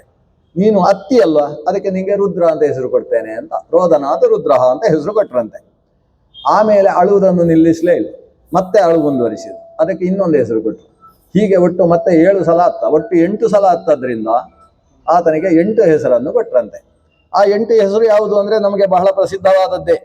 ಒಂದು ರುದ್ರ ಅಂತ ಆದರೆ, ಆಮೇಲೆ ಮಹಾದೇವನ ತನಕ ಭವ ಮೃಡ ಇದೆಲ್ಲ ಶಬ್ದಗಳು. ಈ ಶಬ್ದಗಳನ್ನೆಲ್ಲ ಕೊಟ್ಟದ್ದಾಯಿತು. ಈ 8 ಹೆಸರುಗಳನ್ನು ಕೊಟ್ಟ ಮೇಲೆ ನೀನು 8 ಹೆಸರಿನಿಂದ 8 ರೂಪವೆತ್ತುವ ಹಾಗೆ ಅನುಗ್ರಹ ಮಾಡಿ ಆ 8 ರೂಪ ಇರುವುದಕ್ಕೋಸ್ಕರ 8 ಜಾಗಗಳನ್ನು ಕೂಡ ನಿರ್ದೇಶನ ಮಾಡಿದಂತೆ. ಅದು ರಸಾಘನ ರಸಾನಲ ನಿಲವಿ ಅದ್ವಿವಸ್ವದ್ವಿದು ಪ್ರಯಷ್ಟೃಷು ನಿವಿಷ್ಟಂ ಇತ್ಯಜ ಭಜಾಭಿ ಮೂರ್ತಿ ಅಷ್ಟಕಂ ಅಂತ. ಅದು ರುದ್ರನ ಅಷ್ಟಮೂರ್ತಿಗಳು. ಭೂಮಿ ನೀರು ಬೆಂಕಿ ಗಾಳಿ ಆಕಾಶ, ಸೂರ್ಯ ಚಂದ್ರ, ಮತ್ತೊಬ್ಬ ಯಜಮಾನ. ಯಜಮಾನ ಅಂದರೆ ದೀಕ್ಷಿತನಾದಂತಹ ಯಜಮಾನ. ಇದರಲ್ಲೆಲ್ಲ ಅದರಲ್ಲಿ ಮೊದಲ ಮೂರ್ತಿ ಯಾವುದು ಅಂದರೆ ಸೂರ್ಯ. ಮೂರ್ತಿತ್ವೇ ಪರಿಕಲ್ಪಿತ ಅಂತ ಜ್ಯೋತಿಷಾಸ್ತ್ರದ ಆರಂಭದಲ್ಲೂ ಕೂಡ ಬೃಹಜ್ಜಾತಕದಲ್ಲಿ ಮೊದಲು ಸೂರ್ಯನನ್ನೇ ವರ್ಣನೆ ಮಾಡೋದು. ಅದನ್ನ ಮೊದಲು ಸೂರ್ಯನೆಂಬ ಮೂರ್ತಿಯನ್ನು ಕೊಟ್ಟು ಸೂರ್ಯೋ ಜಲಂ ಮಹಿ ವನ್ನಿಹಿ ವಾಯುರಾಕಾಶಮೇವ ಚ ದೀಕ್ಷಿತೋ ಬ್ರಾಹ್ಮಣ ಸೋಮ ಇತ್ಯೇತೆ ಅವನ ಇವರು ಇಷ್ಟು ಆತನ ಮೂರ್ತಿಗಳು. ಅದರಲ್ಲಿ ಅವಕಾಶವನ್ನು ಕೊಟ್ಟ. ಹೀಗೆ ರುದ್ರದೇವರಿಗೆ 8 ಮೂರ್ತಿಯಲ್ಲಿ ಸ್ಥಿತಿ. ಆ 8ರಲ್ಲೂ ರುದ್ರನನ್ನು ಉಪಾಸನೆ ಮಾಡಬಹುದು. ಆದ್ರಿಂದ ಸೂರ್ಯನಲ್ಲಿರತಕ್ಕಂತಹ ರುದ್ರನಿಗೆ ರುದ್ರ ಅಂತ ಹೆಸರು, ಉಳಿದ ಕಡೆಯಲ್ಲಿರುವ ರುದ್ರನಿಗೆ ಬೇರೆ ಬೇರೆ ಹೆಸರು. ಕೆಲವರು ಹೇಳ್ತಾರೆ ಸೂರ್ಯನಲ್ಲಿರುವ ರುದ್ರನಿಗೆ ಭರ್ಗ ಅಂತ ಹೆಸರು ಅಂತ. ಈ ಪುರಾಣದಲ್ಲಿ ಅಂತೂ ಇಲ್ಲ. ಅಂದ ಭರ್ಗೋದೇವಸ್ಯ ಧೀಮಹಿ ಅಂತ ಹೇಳುವುದು ಅದು ಸೂರ್ಯನಲ್ಲಿ ರುದ್ರನ ಉಪಾಸನೆಗೋಸ್ಕರ ಇರುವುದು ಅಂತ ಒಂದು ವ್ಯಾಖ್ಯಾನ ಇದೆ. ಯಾಕಂದ್ರೆ ಅಲ್ಲಿ ಭರ್ಗ ಶಬ್ದ ಇರುವುದರಿಂದ. ಭರ್ಗ ಶಬ್ದ ರುದ್ರನಲ್ಲಿ ಪ್ರಸಿದ್ಧ, ಪುರಾಣ ಪ್ರಸಿದ್ಧ. ಆದರೆ ಇಲ್ಲಿ ಸೂರ್ಯನಲ್ಲಿರುವ ರೂಪ ರುದ್ರ ಅನ್ನುವ ರೂಪವೇ ಹೊರತು ಭರ್ಗ ಅನ್ನುವ ರೂಪ ಅಲ್ಲ. ಇದೊಂದು ಗಮನಿಸಬೇಕಾದಂತಹ ಅಂಶ. ಹೀಗೆ ಸೂರ್ಯ ಸೃಷ್ಟಿಯನ್ನೆಲ್ಲ ಹೇಳಿ ಆಮೇಲೆ ಲಕ್ಷ್ಮೀದೇವಿಯ ಚಿಂತನೆ ಪ್ರಾರಂಭ ಆಗ್ತದೆ. ಲಕ್ಷ್ಮೀದೇವಿಯ ಬಗ್ಗೆ ಸೃಷ್ಟಿಯನ್ನು ಹೇಳುವಾಗ ಭೃಗು ಮಹರ್ಷಿ, ಭೃಗುವಿಗೆ ಖ್ಯಾತಿಯ ಜೊತೆಗೆ ವಿವಾಹವಾಗ್ತದೆ. ಭೃಗು ಮಹರ್ಷಿಗೆ ಖ್ಯಾತಿಯಲ್ಲಿ 2 ಗಂಡು ಮಕ್ಕಳು, ಒಬ್ಬಳು ಹೆಣ್ಣು ಮಗಳು. ಧಾತೃ ಮತ್ತು ವಿಧಾತೃ ಅಂತ ಹೇಳುವ ಗಂಡು ಮಕ್ಕಳ ಜೊತೆಗೆ ಅವರಿಬ್ಬರ ತಂಗಿಯಾಗಿ ಆವಿರ್ಭವಿಸಿದವಳು ಶ್ರೀ, ಸಾಕ್ಷಾತ್ ಮಹಾಲಕ್ಷ್ಮಿ ಭಾರ್ಗವಿಯಾಗಿ ಭೃಗುವಿನ ಮಗಳಾಗಿ ಆವಿರ್ಭವಿಸಿದ್ದಾಳೆ ಅಂತ ಕಥೆಯನ್ನು ಹೇಳಿ ನಿಲ್ಲಿಸಿದ್ರು ಪುಲಸ್ತ್ಯರು. ಆವಾಗ ಭೀಷ್ಮ ಪ್ರಶ್ನೆ ಮಾಡುವುದು, ಇದು ಹೊಸ ಕಥೆಯಾಯಿತು ನಮಗೆ. ಯಾಕಂದರೆ ನಮ್ಮ ಪ್ರಕಾರ ಸಮುದ್ರ ಮಥನ ಕಾಲದಲ್ಲಿ ಲಕ್ಷ್ಮೀದೇವಿ ಆವಿರ್ಭವಿಸಿದ್ದು, ನೀವು ಭೃಗುವಿನ ಮಗಳು ಅಂತ ಹೇಳ್ತಾ ಇದ್ದೀರಿ. ಭೃಗುವಿನ ಮಗಳನ್ನು ವಿಷ್ಣುವಿಗೆ ಭೃಗು ತಂದು ಮದುವೆ ಮಾಡಿದ್ದು, ಮದುವೆಯ ಪ್ರಕ್ರಿಯೆ ಎಲ್ಲ ನಡೆದಿದೆ ಇತ್ಯಾದಿ ಕಥೆಗಳನ್ನು ಹೇಳ್ತಾ ಇದ್ದೀರಿ. ಇದು ಪರಸ್ಪರ ಬೇರೆ ಬೇರೆ ಕಥೆ ಇದೆ ಅಲ್ವಾ, ಅದು ಹೇಗಾಯಿತು ಅಂತ ಒಂದು ಪ್ರಶ್ನೆ ಕೇಳ್ತಾರೆ. ಎರಡನೇ ಪ್ರಶ್ನೆ, ನಮಗೆ ಹೇಮವತಿ ಎನಿಸಿದಂತಹ ಪಾರ್ವತಿಯ ಜೊತೆಗೆ ರುದ್ರನಿಗೆ ವಿವಾಹವಾಯಿತು ಅನ್ನೋದು ಪ್ರಸಿದ್ಧಿ ಇರುವುದು. ನೀವು ದಾಕ್ಷಾಯಿಣಿ ಸತಿಯ ಜೊತೆಗೆ ಮದುವೆ ಆಯಿತು ಅಂತ ಹೇಳ್ತಾ ಇದ್ದೀರಿ. ಇಲ್ಲೂ ಒಂದು ಸ್ವಲ್ಪ ಸಮಸ್ಯೆ ಉಂಟು ಅಂತ. ಒಟ್ಟು ರುದ್ರನ ಮದುವೆಯ ಬಗ್ಗೆ ಕೇಳಬೇಕು, ವಿಷ್ಣುವಿನ ಮದುವೆಯ ಬಗ್ಗೆ ಕೇಳಬೇಕು ಅಂತ ಒಂದು ಪ್ರಶ್ನೆ ಬಂತು. ಆ ಪ್ರಶ್ನೆ ಬಂದಾಗ ಸಮುದ್ರ ಮಥನದ ಕಥೆ ಶುರುವಾಯಿತು. ಈ ವಿಷಯ ಹೇಳಿದ್ದಲ್ವಾ ಅಂತ ಹೇಳಲಿಕ್ಕೋಸ್ಕರ ಸುಮಾರು 180 ಶ್ಲೋಕಗಳಲ್ಲಿ ಸಮುದ್ರ ಮಥನದ ಕಥೆ ಹೇಳ್ತಾರೆ. ತುಂಬ ಚೆನ್ನಾಗಿದೆ ಕಥೆ. ಭಾಗವತದಲ್ಲಿದ್ದ ಕಥೆ ಸ್ವಲ್ಪ ವಿಸ್ತಾರ. ಉದಾಹರಣೆಗೆ ಸಮುದ್ರ ಮಥನ ಯಾಕಾಯಿತು? ಇಂದ್ರನಿಗೆ ಶಾಪ, ದೂರ್ವಾಸರಿಂದ ಶಾಪ ಬಂತು. ನಿನ್ನ ಐಶ್ವರ್ಯ ಎಲ್ಲವೂ ನಷ್ಟ ಆಗಲಿ ಅಂತ. ಶಾಪ ಯಾಕೆ ಬಂತು ಅಂತ ಭಾಗವತದಲ್ಲಿ ವಿಸ್ತಾರ ಕಥೆ ಇಲ್ಲ. ಎಷ್ಟಿದೆ? ಮಾಲೆ, ಆ ಮಾಲೆಯನ್ನು ಹಾಕಿದ. ಆದರೆ ಇವರಿಗೆ ಮಾಲೆಯಲ್ಲಿದ್ದ ಬಂತು ಅಂತ ಒಂದು ಪ್ರಶ್ನೆ ಬರ್ತದೆ. ಎಲ್ಲೋ ದೇವಸ್ಥಾನದಲ್ಲಿ ಪೂಜೆ ಮಾಡಿದ ಮೇಲೆ ಆ ಮಾಲೆಯನ್ನು ನೈರ್ಮಾಲ್ಯ ಮಾಲೆ ಅಂತ ಕೊಟ್ಟು ಆ ಮಾಲೆಯನ್ನು ಇವರು ಹಾಕೊಂಡು ಬಂದಿದ್ದಾರೆ. ಯಾಕಂದರೆ ಇವರು ಸನ್ಯಾಸಿಗಳು ಸಾಮಾನ್ಯ ಪುಷ್ಪದ ಮಾಲೆಯನ್ನು ಹಾಕಿಕೊಳ್ಳುವುದಿಲ್ಲ. ದೂರ್ವಾಸರು ಅವರಿಗೆ ಪುಷ್ಪದ ಮಾಲೆ ಎಲ್ಲಿಂದ ಬಂತು? ಅದನ್ನು ಇಂದ್ರನಿಗೆ ಕೊಡಬೇಕಾದ್ರೆ ಅವರಿಗೆ ಬರುವ ಕಥೆ ಬೇಕಲ್ವಾ? ಅದಕ್ಕೆ ಇಲ್ಲಿ ವಿಷಯ ಉಂಟದು. ಒಬ್ಳು ವಿದ್ಯಾಧರಿ ಸ್ತ್ರೀ ಅಂತೆ, ಪರಮ ಸುಂದರಿ. ಆಕೆ ದೇವಲೋಕದ ನಂದನವನದಲ್ಲಿ ತಾನೇ ಪುಷ್ಪವನ್ನು ಕೊಯ್ದು ಕಟ್ಟಿದ ಮಾಲೆ ಅಂತ. ಅದು ದೇವಲೋಕದ ನಂದನವನದ ಪುಷ್ಪ, ಅದರಿಂದ ಅಮ್ಲಾನ ಪುಷ್ಪ. ಅದು ಬಾಡದೇ ಇದ್ದಂತಹ ಪುಷ್ಪ. ಅದರ ಸುಗಂಧ ಎಷ್ಟಿತ್ತು ಅಂತ ಹೇಳಿದರೆ ಅವಳು ಅದನ್ನು ಹಾಕಿಕೊಂಡು ಹೋಗ್ತಾ ಇದ್ಲ, ಹಿಡ್ಕೊಂಡು ಹೋಗ್ತಾ ಇದ್ಲು ಅನಿಸುತ್ತೆ. ಆ ಪುಷ್ಪವನ್ನು ಹಿಡ್ಕೊಂಡು ಹೋಗ್ತಾ ಇರಬೇಕಾದ್ರೆ ಯಾವ ಯಾವ ಮಾರ್ಗದಲ್ಲಿ ಆಕೆ ಸಾಗಿ ಬಂದಿದ್ದಾಳೋ ಆ ಇಡೀ ಮಾರ್ಗ ಪರಿಮಳ ಬರ್ತಾ ಉಂಟಂತೆ. ಅಂದರೆ ಆ ಮಾಲೆಯನ್ನು ನೆಲಕ್ಕೆ ತಾಗಿಸಿಕೊಂಡು ಬರಲಿಲ್ಲ ಅವಳು. ತಾಗಿಸಿಕೊಂಡು ಬಂದಿದ್ರೆ ಪರಿಮಳ ಬರುವುದು ಸರಿ. ಆ ಪುಷ್ಪವನ್ನು ಹಿಡ್ಕೊಂಡು ಬಂದ ಜಾಗ ಎಲ್ಲ ಪರಿಮಳ ಬರ್ತಾ ಇದೆ. ಆ ಜಾಗದಲ್ಲೇ ನಮ್ಮ ದೂರ್ವಾಸ ಮಹರ್ಷಿಗಳು ಬಂದವರು ಈಕೆಯ ಮುಖ ನೋಡಿದರು. ಆಮೇಲೆ ಕೈಯಲ್ಲಿದ್ದ ಪುಷ್ಪ ನೋಡಿದರು. ಪುಷ್ಪವನ್ನು ಭಾರೀ ಜಾಗೃತಿಯಾಗಿ ಹಿಡ್ಕೊಂಡು ಹೋಗುವುದನ್ನು ನೋಡಿ ಅದರ ಪರಿಮಳ ಮೂಗಿಗೆ ಹೊಡೆಯಿತು. ಎಷ್ಟು ಪರಿಮಳಿತವಾಗಿದೆ, ಅದನ್ನೊಂದು ಕೊಡ್ತೀಯ ಅಂತ ಕೈಯಿಂದ ತಾವು ಬೇಡಿದ್ರಂತೆ. ಬೇಡಿ ಪಡೆದದ್ದು. ಇನ್ನೊಂದು ಪುರಾಣದಲ್ಲಿ ಸ್ವಲ್ಪ ಬೇರೆ ಥರ ಇದೆ. ಒಬ್ಳು ಅಪ್ಸರೆ ಹೋಗ್ತಾ ಇರುವಾಗ ಇವರು ಬಂದರು. ಅವಳೇನೋ ಆ ಪುಷ್ಪವನ್ನು ಮೂಸಿಕೊಂಡು ಭಾರೀ ಖುಷಿಯಿಂದ ಹೋಗ್ತಾ ಇದ್ದಾಳೆ. ಅವಳಿಗೆ ಪ್ರಜ್ಞೆ ಇಲ್ಲ. ದೂರ್ವಾಸರಿಗೆ ಡಿಕ್ಕಿ ಹೊಡೆದ್ಲಂತೆ. ಡಿಕ್ಕಿ ಹೊಡೆದು ನೋಡಿದ್ರೆ ದೂರ್ವಾಸರು ಹೆದರಿಕೊಂಡು ತರನೇ ಬಿರುಗಾಳಿಗೆ ಸಿಕ್ಕಿದ ಕದಲಿ ವೃಕ್ಷದ ಹಾಗೆ ನಡುಗ್ತಾ ಇದ್ದಾಳಂತೆ. ಇವರು ನೋಡಿ ನಗ್ತಾರಂತೆ, ಆ ಪುಷ್ಪ ಕೊಡ್ತೀಯ ಅಂತ ಕೇಳ್ತಾರಂತೆ, ಸೀದಾ ಹೋದ್ರಂತೆ. ದೂರ್ವಾಸರು ಭಾರಿ ಶಾಪ ಕೊಡುವವರು, ಇಷ್ಟಕ್ಕೆ ಸಮಾಧಾನದಲ್ಲಿ ಹೋದ್ರಂತೆ. ಇದು ಬೇರೆ ಪುರಾಣದಲ್ಲಿ ಕಥೆ. ಇಲ್ಲಿ ಕಥೆ ಈಕೆಯನ್ನು ಅವರೇ ಕೇಳ್ತಾರಂತೆ, ಇದು ಎಂಥ ಪುಷ್ಪ, ಎಂಥ ಯಾಚಯ ಮಾಸ ಮೇ ದೇಹಿ ಜಟಾಜೂಟೆ ಕರೋಮ್ಯಹಂ. ಯಾಚಯ ಮಾಸ ಅಂತ ಬೇಡಿದ್ರಂತೆ, ಮೇ ದೇಹಿ ಜಟಾಜೂಟೆ ಕರೋಮ್ಯಹಂ, ಆ ಪುಷ್ಪವನ್ನು ಜಟಾಜೂಟಕ್ಕೆ ಇಟ್ಟುಕೊಳ್ತೇನೆ, ಎಷ್ಟು ಚಂದ, ಏನು ಪರಿಮಳ, ಕೊಡು ಅಂತ ಇವರೇ ಕೇಳಿದ್ರಂತೆ. ಕೇಳಿದ್ದಕ್ಕೆ ಅವಳು ಭಾರಿ ಖುಷಿಯಿಂದ ಭಾರಿ ವೈಯಾರದಿಂದ ಪುಷ್ಪವನ್ನು ಕೊಟ್ಟದಂತೆ. ವೈಯಾರದಿಂದ ಪುಷ್ಪ ಕೊಡುವಾಗ ಇವರು ಪುಷ್ಪ ನೋಡಬೇಕೋ ಬೇಡೋ, ಅವಳನ್ನು ನೋಡಿದ್ರಂತೆ. ನೋಡಿದ್ದಕ್ಕೆ ಇವರಿಗೆ ಥರ ಆಗಿ ಹೋಯ್ತಂತೆ. ದೊಡ್ಡ ಕಥೆ ಇದು. ಅವರಿಗೆ ಏನೇನಾಯಿತು, ಏನೇನೋ ಈ ಸ್ಥಿತಿಯಿಂದ ಅವರು ಇದ್ದಕ್ಕಿದ್ದಾಗೆ ದಾರ್ಢ್ಯವನ್ನು ತಂದುಕೊಳ್ತಾರಂತೆ ದೂರ್ವಾಸರು. ನಾನು ಇವಳ ಪಕ್ಕದಲ್ಲೇ ನಿಲ್ಲಬಾರ್ದು ಅಂತ ಹೇಳಿ ಪುಷ್ಪವನ್ನು ಹಾಗೆ ಸಿಕ್ಕಿಸಿಕೊಂಡು ಓಡಿದ್ದಂತೆ. ಅವಳನ್ನು ನೋಡಿದರೆ ಸರ್ಪವನ್ನು ನೋಡಿ ಹೆದರಿ ಓಡುವಂತಹ ಸಾಮಾನ್ಯ ಬಾಲಕನ ಹಾಗೆ ಓಡಿದ್ರಂತೆ. ಅಂದರೆ ಕೆಲವೆಲ್ಲ ವಿಷಯ ಪದಾರ್ಥಗಳಿಂದ ಓಡಬೇಕು, ಹಾಗೆ ಓಡಿದರು. ಓಡಿ ಮನಸ್ಸನ್ನು ಬೇರೆ ಕಡೆಗೆ ಮಾಡಿಕೊಂಡು ಹೋಗುವಾಗ ಅಲ್ಲಿ ಐರಾವತ ಸಮಾಸೀನನಾದಂತಹ ಇಂದ್ರನನ್ನು ಕಾಣ್ತಾರೆ. ಇಂದ್ರನನ್ನು ನೋಡಿ ಈ ಪುಷ್ಪಮಾಲೆ ಇದ್ರೇನೇ ಸಮಸ್ಯೆ ಅಂತ ತೀರ್ಮಾನ ಮಾಡಿದರು. ಯಾಕಂದರೆ ಈ ಪರಿಮಳ, ನಾನೊಂದು ಮೂಗಿಗೆ ಸೋತ ಕಾರಣದಿಂದ ಆಮೇಲೆ ಕಣ್ಣಿಗೆ ಸೋಲುವಂತಹ ಪ್ರಸಂಗವೂ ಬಂತು. ಆದ್ರಿಂದ ಒಂದು ಇಂದ್ರಿಯಕ್ಕೆ ಸೋತರೆ ಆಮೇಲೆ ಇದ್ದ ಇಂದ್ರಿಯವನ್ನೆಲ್ಲ ಬಲಿ ಕೊಡಬೇಕಾದ ಪ್ರಸಂಗ ಬರ್ತದೆ. ಅದಕ್ಕೋಸ್ಕರ ಇದನ್ನೇ ಬಿಸಾಡುವುದು ಒಳ್ಳೆಯದು. ಹೇಗೂ ಶಚಿಯ ಜೊತೆಗೆ ಕೂತಿದ್ದಾನೆ, ಆನೆ ಮೇಲೆ ಎತ್ತರದಲ್ಲಿ ಬೇರೆ ಇದ್ದಾನೆ, ಇದು ಇವನಿಗೆ ಸರಿಯೇ ಹೊರತು ನಮಗೆ ಸರಿಯಲ್ಲ ಅಂತ ಹೇಳಿ ಆ ಪುಷ್ಪವನ್ನು ಇಂದ್ರನ ಮೇಲೆ ಎಸೆದ. ಅದು ಕೂಡ ಹೇಗೆ, ಉನ್ಮತ್ತ ಪ್ರೇತ ಬದ್ವಿಪ್ರಹ, ಉನ್ಮತ್ತ ಪ್ರೇತವದಂತ ವಿಚಿತ್ರ ರೂಪದಿಂದ ಹೇಗೋ ಬಿಸಾಡಿ ಬಿಟ್ಟಿದ್ದಾರೆ. ಅದು ಸರಿಯಾಗಿ ಹೋಗಿ ಇಂದ್ರನ ಮೇಲೆ ಬಿತ್ತು. ಇಂದ್ರ ಆ ಮಾಲೆಯನ್ನು ತೆಗೆದು ತನ್ನ ಆನೆಯ ಗಂಡಸ್ಥಳದ ಮೇಲೆ ಇಟ್ಟಿದ್ದಾನೆ. ಗಂಡಸ್ಥಳದಲ್ಲಿ ಮದಭರಿತವಾದ ಜಲ ಸೋರ್ತಾ ಇದೆ. ಅದರ ಮೇಲೆ ಈ ಪುಷ್ಪ ಬಂದಾಗ ಅದರ ಪರಿಮಳಕ್ಕೆ ಅದಕ್ಕೇನೋ ಮದ ಏರಿತಂತೆ.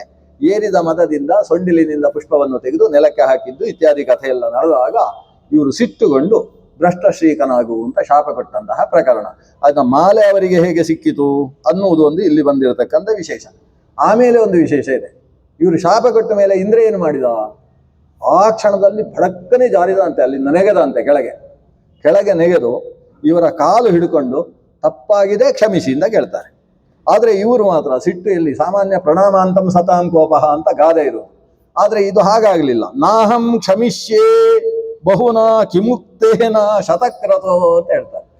ಸಾಮಾನ್ಯ ಸಿಟ್ಟು ಬಂದವರು ನಾನು ಕ್ಷಮಿಸುವುದಿಲ್ಲ ಅಂತ ಹೇಳುವುದಿಲ್ಲ. ಇವರು ಹಾಗೆ ಹೇಳ್ತಾರೆ, ನಾಹಂ ಕ್ಷಮಿಷ್ಯೇ, ನಾನು ನಿನ್ನನ್ನು ಕ್ಷಮಿಸುವುದಕ್ಕೆ ಸಾಧ್ಯವೇ ಇಲ್ಲ, ನೀನು ಏನು ಮಾತಾಡಿ ಏನು ಪ್ರಯೋಜನ, ಶತಕ್ರತೋ, ಹೊರಡು ಹೋಗು, ನಿನಗೆ ನಾನು ಕೊಟ್ಟ ಶಾಪ ಹಾಗೆ ಫಲಿಸಿದೆ.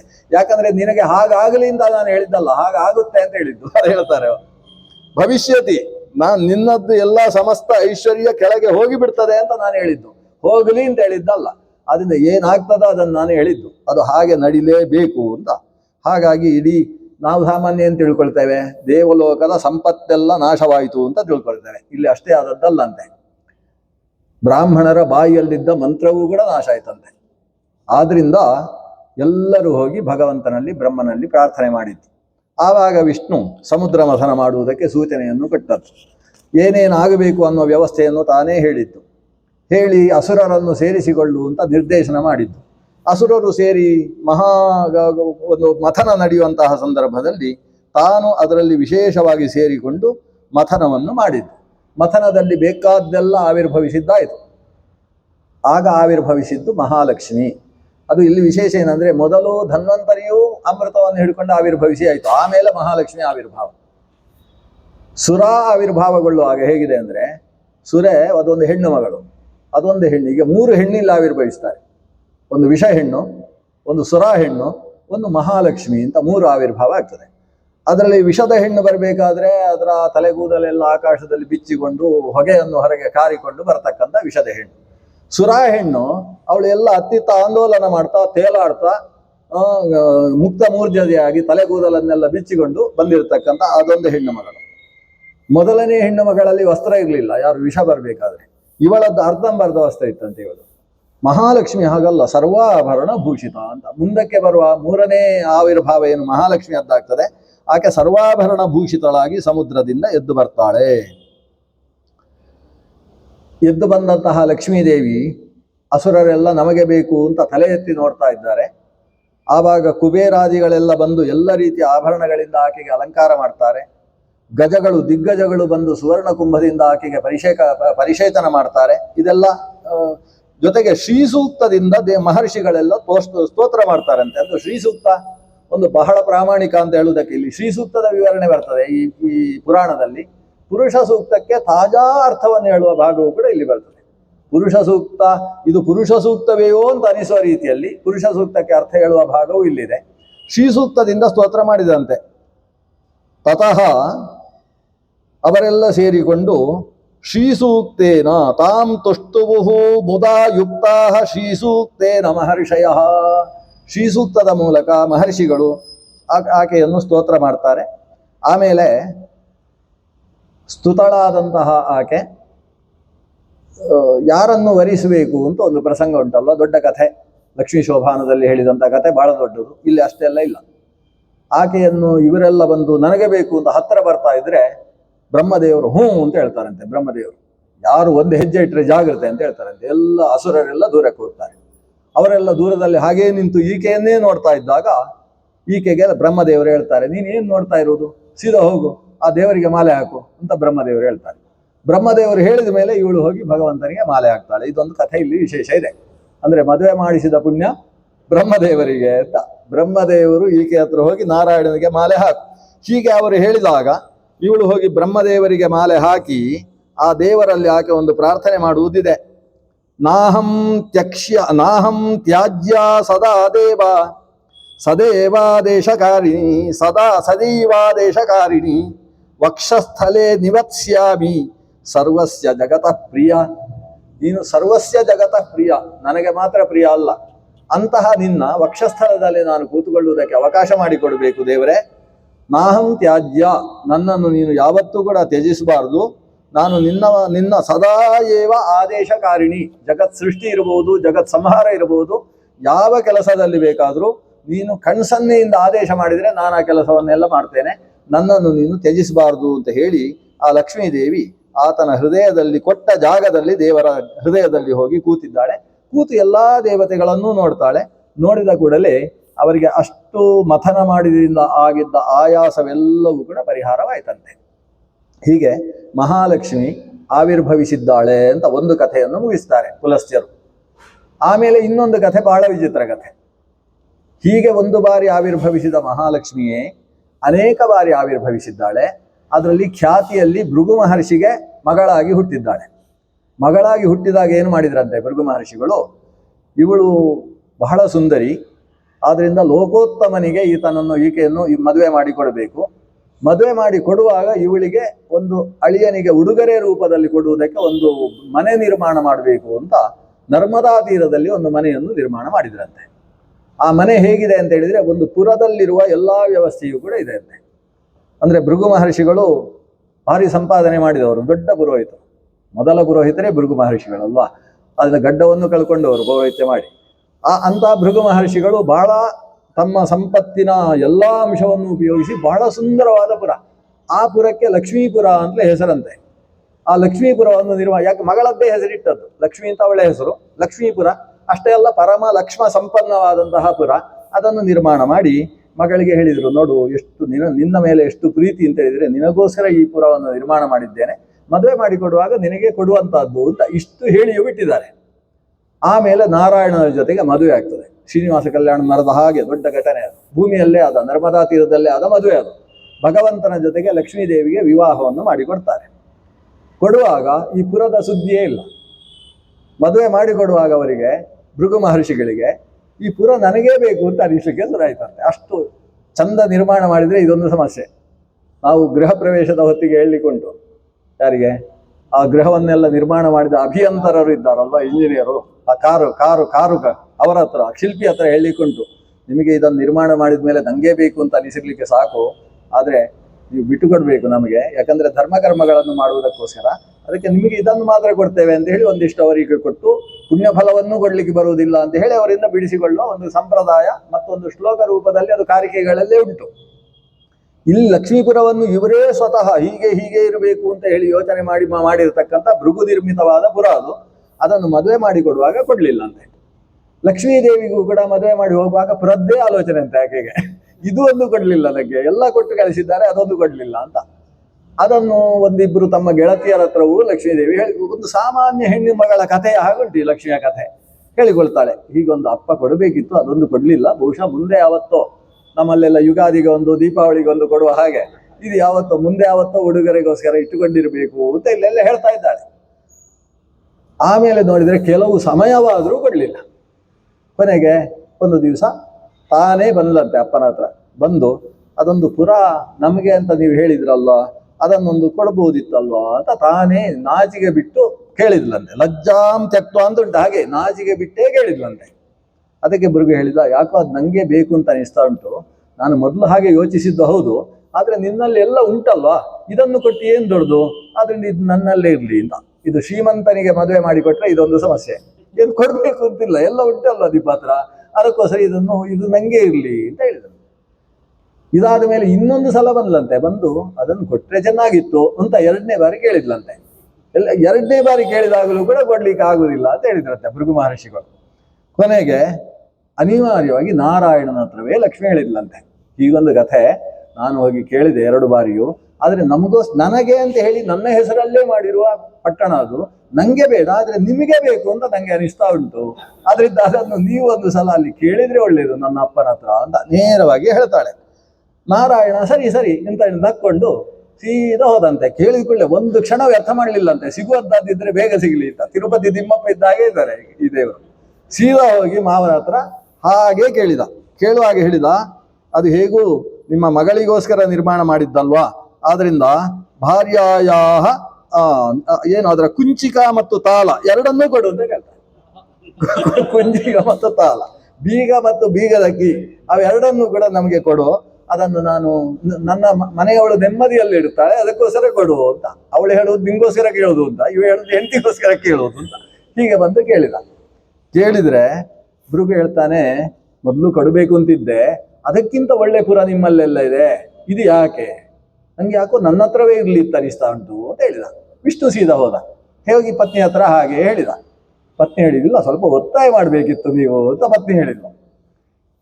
ಮತ್ತೆ ವಿಷ್ಣು ಬರ್ತಾನೆ, ಬಂದು ಕೇಳ್ತಾನೆ, ಕೇಳಿ ಅದನ್ನು ನೀನು ಕೊಡ್ಲೇಬೇಕು, ನಮಗೋಸ್ಕರ ಅಂತ ಅಲ್ವಾ ಕಟ್ಟಿದ್ದು ಅಂತ ವಿಷ್ಣು ಸರಿಯಾದ ಕ್ರಮದಲ್ಲಿ ಹೇಳಿದ. ಈಗ ಆವಾಗ ಭೃಗುವಿಗೆ ಸಿಟ್ಟು ಬಂದು ಏನು ನಂಗೆ ಬೇಕು ಅಂತ ಹೇಳಿದ ಬ್ರಹ್ಮಸ್ವವನ್ನು ನೀನು ಬಂದು ಮತ್ತೆ ಮತ್ತೆ ಕೇಳುವುದಾ, ನೀನು ಈ ಕೇಳಿದ ಕಾರಣದಿಂದ ನನಗೆ ಸಿಟ್ಟು ಬಂದಿದೆ ಅಂತ ಹೇಳ್ತಾನೆ. ಆಗ ವಿಷ್ಣು ಕೊಟ್ರೆ ಸಾಕು ಅಂತ ಮತ್ತೆ ಬಿಡುವುದೇ ಇಲ್ಲ. ಒಂದು ಜಿಗುಟಿ ಅಷ್ಟಾದರೂ ಸಿಟ್ಟು ಬರುತ್ತಾ, ಹಾಗಾದ್ರೆ ಬೇಡ ಅಂತ ಹೇಳಿದ್ರೆ ಸರಿ ಹೋಗ್ತಿತ್ತು. ಸಿಟ್ಟು ಬಂತು ಅಂತ ಹೇಳಿದಾಗ ಕೊಟ್ರೆ ಒಳ್ಳೇದಿತ್ತು ಅಂತ ಮತ್ತೆ ಹೇಳಿದಾಗ ಸಿಟ್ಟು ಬಂದು, ನೀನು ಭೂಮಿಯಲ್ಲಿ 10 ಬಾರಿ ಹುಟ್ಟು ಅಂತ ಶಾಪ ಕೊಟ್ಟಂತೆ. ಇದಕ್ಕೆ ಭೃಗು ಶಾಪ ಅಂತ ಹೆಸರು. ಭೃಗು ವಿಷ್ಣುವಿಗೆ ನೀನು 10 ಬಾರಿ ಹುಟ್ಟು, ಅಷ್ಟೇ ಅಲ್ಲ ಅದರಲ್ಲಿ ನಿನ್ನ ಹೆಂಡತಿಯನ್ನು ಕಳ್ಕೊಂಡು ಹೆಂಡತಿಗೋಸ್ಕರ 10 ಸುಸ್ತಾಗುವ ಹಾಗೆ ಆಗಲಿ ನಿನಗೆ ಅಂತ ಒಂದು ಶಾಪ ಕೊಟ್ಟ ಅಂತ. ಇಷ್ಟು ಶಾಪ ನಡೀತು. ಶಾಪ ಆದ ಮೇಲೆ ನಮ್ಮ ವಿಷ್ಣುದೇವರು ಸುಮ್ಮನೆ ಅದನ್ನು ತಗೊಂಡು ಹೊರಡಬೇಕೋ ಇಲ್ವೋ, ಅವರು ಸೀದಾ, ಓ ಶಾಪ ಕೊಡ್ತೀಯ ನೀನು, ನಿನಗೆ ನಿನ್ನ ಮಕ್ಕಳಿಂದ ಯಾವ ಪ್ರೀತಿಯೂ ಸಿಗದೆ ಹೋಗ್ಲಿ ಅಂತ ಪ್ರತಿ ಶಾಪ ಬೇರೆ ಕೊಟ್ಟ ಭೃಗುವಿಗೆ. ನಿನಗೆ ಅಪತ್ಯ ಪ್ರೀತಿ ಇಲ್ಲದೆ ಹೋಗ್ಲಿ, ಆ ಮಕ್ಕಳಿಂದ ನಿನಗೆ ಪ್ರೀತಿ ಇಲ್ಲ, ನಿನ್ನಿಂದ ಮಕ್ಕಳಿಗೆ ಪ್ರೀತಿ ಇಲ್ಲ ಅಂತ ಆಗಲಿ. ತುಂಬಾ ಪೌರೋಹಿತ್ಯದಲ್ಲಿ ಸಿಕ್ಕಾಬಿಟ್ಟೆ ತೊಡಗಿಸಿಕೊಂಡ್ರೆ ಆಗುವ ಸಮಸ್ಯೆಯನ್ನು ಹೇಳ್ತಾ ಇದ್ದಾನೆ. ನಿನ್ನ ಮಗಳಿಗೆ ಒಂದು ಮನೆ ಕೊಡಬಹುದಿತ್ತು, ಕೊಡೋಲ್ಲ ಅಂತ ಹೇಳ್ತಾ ಇದ್ದಿ, ನಿನ್ನ ಮಕ್ಕಳಿಂದ ನಿನಗೆ ಯಾವುದೇ ಪ್ರೀತಿ ಸಿಗದೆ ಹೋಗ್ಲಿ ಅಂತ ಒಂದು ಶಾಪ ಕೊಟ್ಟ. ಇಷ್ಟಾಗಿ ಅವ ಸೀದಾ ಅಲ್ಲಿಂದ ನಗನಗ್ತಾನೇ ಬ್ರಹ್ಮದೇವರ ಹತ್ರ ಹೋಗ್ತಾನೆ. ಬ್ರಹ್ಮದೇವರ ಹತ್ರ ಹೋಗಿ ಹೇಳ್ತಾನೆ, ಎಂಥ ನಿನ್ನ ಮಗ ಪುತ್ರ ಪರಮಕೋಪನ, ಎಷ್ಟು ಸಿಟ್ಟು ನಿನ್ನ ಮಗನಿಗೆ. ನಾನು ಹೋಗಿ ನನ್ನ ಹೆಂಡತಿಗೆ ಸಂಬಂಧಪಟ್ಟ ಪುರವನ್ನು ಹೋಗಿ ಕೇಳಿದ್ರೆ ನನಗೆ 10 ಬಾರಿ ಹುಟ್ಟು ಅಂತ ಹೇಳಿ ಶಾಪ ಕೊಟ್ಟಿದ್ದಾನೆ. ಅಷ್ಟೇ ಅಲ್ಲ, ಹೆಂಡತಿಯನ್ನು ಕಳ್ಕೊಂಡು ಒದ್ದಾಡು ಅಂತ ಬೇರೆ ಶಾಪ ಕೊಟ್ಟಿದ್ದಾನೆ. ಎಂಥ ಮಗ ಅಂತ ಬ್ರಹ್ಮದೇವರು ಆ ಭಗವಂತನ ಪಾದ ಪ್ರಕ್ಷಾಲನೆ ಮಾಡಿ ಆ ಪಾದವನ್ನು ತಲೆಯ ಮೇಲೆ, ಅಂದ್ರೆ ಆಸನದಲ್ಲಿ ಕೂಡಿಸಿ ತಲೆ ಮೇಲೆ ಇಟ್ಟದ್ದು, ಹಾಗೆ ಪಾದ ಪ್ರಕ್ಷಾಲನೆ ಮಾಡಿ ತಲೆ ಇಟ್ಟಿದ್ದಲ್ಲ, ಆಸನದ ಮೇಲೆ ಕೂಡಿಸಿ ಆ ಪಾದವನ್ನು ತಲೆಯ ಮೇಲೆ ಇಟ್ಟುಕೊಂಡು ಅವನನ್ನು ಸ್ತೋತ್ರ ಮಾಡ್ತಾನೆ. ಓ ದೇವರೇ, ಕೋಯಂ ಭೃಗು, ಅವನು ನೀವೆಲ್ಲಿ, ಆ ಭೃಗುವಲ್ಲಿ, ಸಮಗ್ರ ಪ್ರಪಂಚವನ್ನು ಸೃಷ್ಟಿ ಮಾಡಿದವ ನೀನು. ತ್ರೈಲೋಕ್ಯಂ ನತ್ವಯ, ನಿನ್ನನ್ನು ಬಿಟ್ಟರೆ ತ್ರೈಲೋಕ್ಯಕ್ಕೆ ಅವಸ್ಥೆಯೇ ಇಲ್ಲ, ಅವಸ್ಥಾನವೇ ಇಲ್ಲ. ಲೋಕದ ಅವಸ್ಥೆಯೆಲ್ಲವೂ ನಿನ್ನಿಂದ ನಿಯಂತ್ರಿಸಲ್ಪಡತಕ್ಕಂಥದ್ದು. ನಿನ್ನ ಮುಂದೆ ತೇನ ಶಕ್ಯಂ ಕಥಂ ಶಪ್ತುಂ ಜನಾರ್ದನ, ಅವನು ಹೇಗೆ ತಾನೇ ನಿನಗೆ ಶಾಪ ಕೊಡುವುದಕ್ಕೆ ಸಾಧ್ಯ? ಅವನಿಗೆ ಏನು ಹೇಳಿದ್ರು ನಿನಗೆ ತಾಗಲಿಕ್ಕೆ ಸಾಧ್ಯ ಇಲ್ಲ. ಅಂತಲ್ಲಿ ನೀನು ಬಂದು ನಿನ್ನ ಮಗ ಹೀಗೆ ಶಾಪ ಕೊಡ್ತಾನೆ ಹಾಗೆ ಅಂತ ಹೇಳಿ ಅವನ ಶಾಪದ ಬಗ್ಗೆ ಆಲೋಚನೆ ಮಾಡ್ತಾ ಇದ್ದೀಯಲ್ವಾ? ನೀನು ಏನು ಯೋಚಿಸಬೇಡ. ಆದರೆ ನೀನು ಯೋಚನೆ ಮಾಡಬೇಕಾದ ವಿಷಯ ಇರುವುದು ಎಲ್ಲಿ ಅಂದರೆ, ನನ್ನ ಮಗ ಭೃಗು ದೊಡ್ಡ ಜ್ಞಾನಿ. ನಾನು ಒಂದು ವಿಷಯ ಹೇಳಿದರೆ ಅವ 4 ವಿಷಯ ನನಗೆ ಹೇಳ್ತಾನೆ, ಅಷ್ಟು ತಿಳ್ಕೊಂಡಿದ್ದಾನೆ. ಅಂಥ ಜ್ಞಾನಿ, ನಿನ್ನ ಬಗ್ಗೆ ಪರಮ ಜ್ಞಾನವುಳ್ಳಂತಹ ವ್ಯಕ್ತಿ ಭೃಗು, ಋಷಿಗಳಲ್ಲೇ ಬಹಳ ಎತ್ತರದ ಋಷಿ. ಅಂತಹ ಭೃಗು ಅವನು ಹೇಳಿದ ಮಾತು, ನೀನು 10 ಬಾರಿ ಹುಟ್ಟಬೇಕು, ಹೆಂಡತಿಯನ್ನು ಕಳ್ಕೊಂಡು ಒದ್ದಾಡಬೇಕು ಅಂತ ಮಾತು ಕೊಟ್ಟಿದ್ದಾನೆ. ಅದು ಬ್ರಾಹ್ಮಣನ ಮಾತು, ಅದನ್ನು ಸತ್ಯವಾಗಿಸುವ ಜವಾಬ್ದಾರಿ ನಿಂದುಂಟು ಅಂತ ಈ ಬ್ರಹ್ಮದೇವರು ಬೇರೆ ಅದಕ್ಕೆ ಕುಮ್ಮಕ್ಕು ಕೊಡ್ತಾ ಇದ್ದಾರೆ. ನೀನು ಬ್ರಾಹ್ಮಣರ ಮಾತನ್ನೊಂದು ಸತ್ಯವಾಗಿಸುವ ಕೆಲಸ ನೀನು ಮಾಡಿದ್ದೀತಾದರೆ ನೀನು ಪರಮ ಭಕ್ತ ವತ್ಸಲ ಅಂತ ಅನಿಸಿಕೊಳ್ತಿ ಅಂತ ಅವನನ್ನು ಸ್ತೋತ್ರ ಮಾಡ್ತಾನೆ. ಭಗವಂತ ನಗ್ತಾನೆ. ಅದಕ್ಕೆ ಮತ್ತೆ ಬ್ರಹ್ಮದೇವರು ಹೇಳ್ತಾರೆ, ಅಲ್ಲ ನೀನು ಯಾವಾಗ ಹುಟ್ಟಬೇಕು ಏನು ಕಥೆ ಅಂತ ನೀನೇನು ಅದನ್ನು ಮನಸ್ಸಲ್ಲಿ ಇಟ್ಟುಕೊಳ್ಳೋದು ಬೇಡ, ನೀನು ಸೀದಾ ಹೋಗಿ ಮಲ್ಕೋ ಅಂತ ಹೇಳ್ತಾರೆ. ನೀನು ಹೋಗಿ ಅನಂತನಲ್ಲಿ ಹೋಗಿ ಚೆನ್ನಾಗಿ ಮಲ್ಕೋ, ನಿದ್ದೆ ಮಾಡ್ತಾ ಇರು. ಯೋಗ ನಿದ್ರಾಂ ವಿತನುಹಿ, ನೀನು ಯೋಗ ನಿದ್ರೆಯನ್ನು ಮಾಡ್ತಾ ಇರು. ಯಾವಾಗ ನೀನು ಹುಟ್ಟಬೇಕು ಅಂತ ಏನು ನಾವು ಆಗಾಗ ಬಂದು ಜ್ಞಾಪಿಸ್ತಾ ಇರ್ತೇವೆ. ನೀನು ಯಾವಾಗ ಹುಟ್ಟಬೇಕು, ಏನು ಮಾಡಬೇಕು, ಹೆಂಡತಿಯನ್ನು ಯಾವಾಗ ಕಳ್ಕೊಳ್ಬೇಕು, ಈ ವ್ಯವಸ್ಥೆಗೆಲ್ಲ ನಾವೇ ಆಗಾಗ ಬಂದು ಜ್ಞಾಪಿಸ್ತಾ ಇರ್ತೇವೆ. ನಾವು ಬಂದು ನಿನ್ನ ಸ್ತೋತ್ರ ಮಾಡ್ತಾ ಇರ್ತೇವೆ. ಆ ಹೊತ್ತಿಗೆ ನೀನು ಅದು ಮೀನಾಗಬೇಕು, ಆಮೆ ಆಗಬೇಕು, ಅಥವಾ ನರ ಸಿಂಹ 2 ಮೇಲನ ಮಾಡಿ ಆಗಬೇಕು, ಪುಟ್ಟ ಮಗು ಆಗಬೇಕು, ದೊಡ್ಡವಾಗಬೇಕು, ಏನಾಗಬೇಕು ಅದೆಲ್ಲ ಆಯಾ ಕಾಲಕ್ಕೆ ತೀರ್ಮಾನ ಮಾಡೋಣ. ಅಂತೂ ನೀನೀಗೇನು ಅದರ ಬಗ್ಗೆ ಯೋಚನೆ ಮಾಡೋದು ಬೇಡ, ಹೋಗಿ ಮಲ್ಕೋ ಅಂತ ಭಗವಂತನನ್ನು ಕೊಟ್ಟು ಕಳಿಸ್ತಾನೆ ಅಂತ ಇಷ್ಟೊಂದು ಕಥೆ ಇದೆ. ಅದರಿಂದ ಭೃಗುಶಾಪ ಅಂತ ನಮ್ಮ ಯಕ್ಷಗಾನದಲ್ಲಿ ಬಹಳ ದೊಡ್ಡ ವಿಷಯ. ಅದು ಭೃಗು ಶಾಪ ಕೊಟ್ಟದ್ದಕ್ಕೆ ಸಂದರ್ಭವೂ ಬೇರೆ ಇದೆ. ಬೇರೆ ಪುರಾಣದಲ್ಲಿ ಆ ಸಂದರ್ಭದ ವಿವರಣೆಯೂ ಇದೆ. ಇಲ್ಲಿ ಬಂದ ಸಂದರ್ಭ ಲಕ್ಷ್ಮೀಪುರದ ಸಂದರ್ಭದಲ್ಲಿ ಈ ಕಥೆ ಇದೆ. ಕೊನೆಗೆ ಲಕ್ಷ್ಮೀಪುರದ ಕಥೆ ಕೊನೆಯಾಗುವುದು ಇನ್ನು ಬಹಳ ದೂರದಲ್ಲಿ. ನಾವು ಲಕ್ಷ್ಮೀಪುರಕ್ಕೆ ಯಾತ್ರೆ ಹೋಗುವುದಕ್ಕೆ ಬೇಕಾದ ಮಹಾತ್ಮೆ ಎಲ್ಲ ಬರುವುದು ಮುಂದೆ. ಅಂತೂ ಲಕ್ಷ್ಮೀಪುರವನ್ನು ಕೊಡಲಿಲ್ಲ ಅನ್ನೋ ಕಾರಣದಿಂದ ಶಾಪ ನಡೆಯಿತು ಅಂತ ಒಂದು ಪ್ರಕರಣ ಏನಿದೆ, ಅದರಲ್ಲಿ ಭಗವಂತ ಶಾಪಕ್ಕೆ ಗ್ರಸ್ತನಾದದ್ದಲ್ಲ, ಆ ಶಾಪವನ್ನು ದೇವರು ಸ್ವೀಕಾರ ಮಾಡಿದ್ದು. ದೇವರಿಗೆ ಶಾಪ ಕೊಡುವುದಕ್ಕೆ ಸಾಮಾನ್ಯರೆಲ್ಲ ಸಾಧ್ಯ ಇಲ್ಲ, ಭೃಗುವಿನಂಥ ವ್ಯಕ್ತಿಗಳೇ ಆಗಬೇಕು. ಅಪ್ಪನಿಗೆ ಬೈಯುವುದಕ್ಕೆ ಬಹಳ ಪ್ರೀತಿಯ ಮಗನೇ ಆಗಬೇಕು. ಪ್ರೀತಿಯ ಮಗ ಬೈದರೆ ಅಪ್ಪ ಬಹಳ ಸುಲಭದಲ್ಲಿ ಅದನ್ನು ಸ್ವೀಕಾರ ಮಾಡ್ತಾನೆ. ಹಾಗೆ ದೇವರ ಎದೆಗೆ ಓದಿಬೇಕಾದ್ರೆ, ದೇವರ ಕಾಲಿಗೆ ಬಾಣ ಬಿಡಬೇಕಾದ್ರೆ, ದೇವರಿಗೆ ಇಂಥದ್ದೆಲ್ಲ ಮಾಡಬೇಕಾದ್ರೆ ಈ ಭೃಗುವೇ ಬರಬೇಕು, ಅಷ್ಟು ಪ್ರೀತಿಯವ ಅಂತ ಅರ್ಥ. ಅದನ್ನ ಭೃಗು ಕೊಟ್ಟ ಶಾಪವನ್ನು ಸ್ವೀಕಾರ ಮಾಡ್ತಾನೆ. ಇನ್ನೊಂದು ಸಂದರ್ಭದಲ್ಲಿ ಭೃಗುವಿನ ಪತ್ನಿಯಾದಂತಹ ದೇವಿ ಖ್ಯಾತಿಯ ತಲೆಯನ್ನು ಈ ವಿಷ್ಣು ತೆಗೆಯುವಂತಹ ಕಥೆಯು ಕೂಡ ಇದೇ ಪುರಾಣದಲ್ಲಿ ಬರ್ತದೆ. ಖ್ಯಾತಿಯ ತಲೆ ತೆಗೆಯುವಂತಹ ಪ್ರಕರಣ ಶುಕ್ರಾಚಾರ್ಯರು ದೈತ್ಯ ಪುರೋಹಿತರಾಗುವಂತಹ ಪ್ರಸಂಗದಲ್ಲಿ ಬರುವಂತಹ ಕಥೆ. ಅದಕ್ಕೋಸ್ಕರ ಮತ್ತೆ ಭೃಗು ಶಾಪ, ತನ್ನ ಹೆಂಡತಿಯ ತಲೆ ತೆಗೆದುದಕ್ಕೋಸ್ಕರ ಬಂದಂತಹ ಶಾಪ. ಆಮೇಲೆ ವಿಷ್ಣುವೇ ಬಂದು ಹೆಂಡತಿಯನ್ನು ಬದುಕಿಸುವಂತಹ ಪ್ರಕರಣ. ಇದೆಲ್ಲ ಬಹಳ ಸುಂದರವಾಗಿ ಬರ್ತದೆ. ಮೇಲ್ನೋಟಕ್ಕೆ ನೋಡುವಾಗ ದೇವರಿಗೆ ಶಾಪ ಅಂತ ಒಂದು ಅನಿಸುತ್ತೆ. ಆದರೆ ಆ ಪ್ರಕರಣವನ್ನು ನೋಡಿದಾಗ ಬ್ರಹ್ಮದೇವರ ಹತ್ರ ಬಂದು ಬ್ರಹ್ಮದೇವರು ಸ್ತೋತ್ರ ಮಾಡಿ ಭೃಗುವಿಗೆ ಬುದ್ಧಿ ಹೇಳ್ತಕ್ಕಂಥ ಪ್ರಕರಣ ಎಲ್ಲ ನೋಡಿದಾಗ ಇದು ದೇವರ ಒಂದು ಲೀಲಾ ವಿಶೇಷ. ದೇವರ ನಾಟಕದಲ್ಲಿ, ಲೋಕನಾಟಕದಲ್ಲಿ ಬಹಳ ವಿಶಿಷ್ಟವಾದ ನಾಟಕ ಅಂತ ಅರ್ಥ ಆಗ್ತದೆ.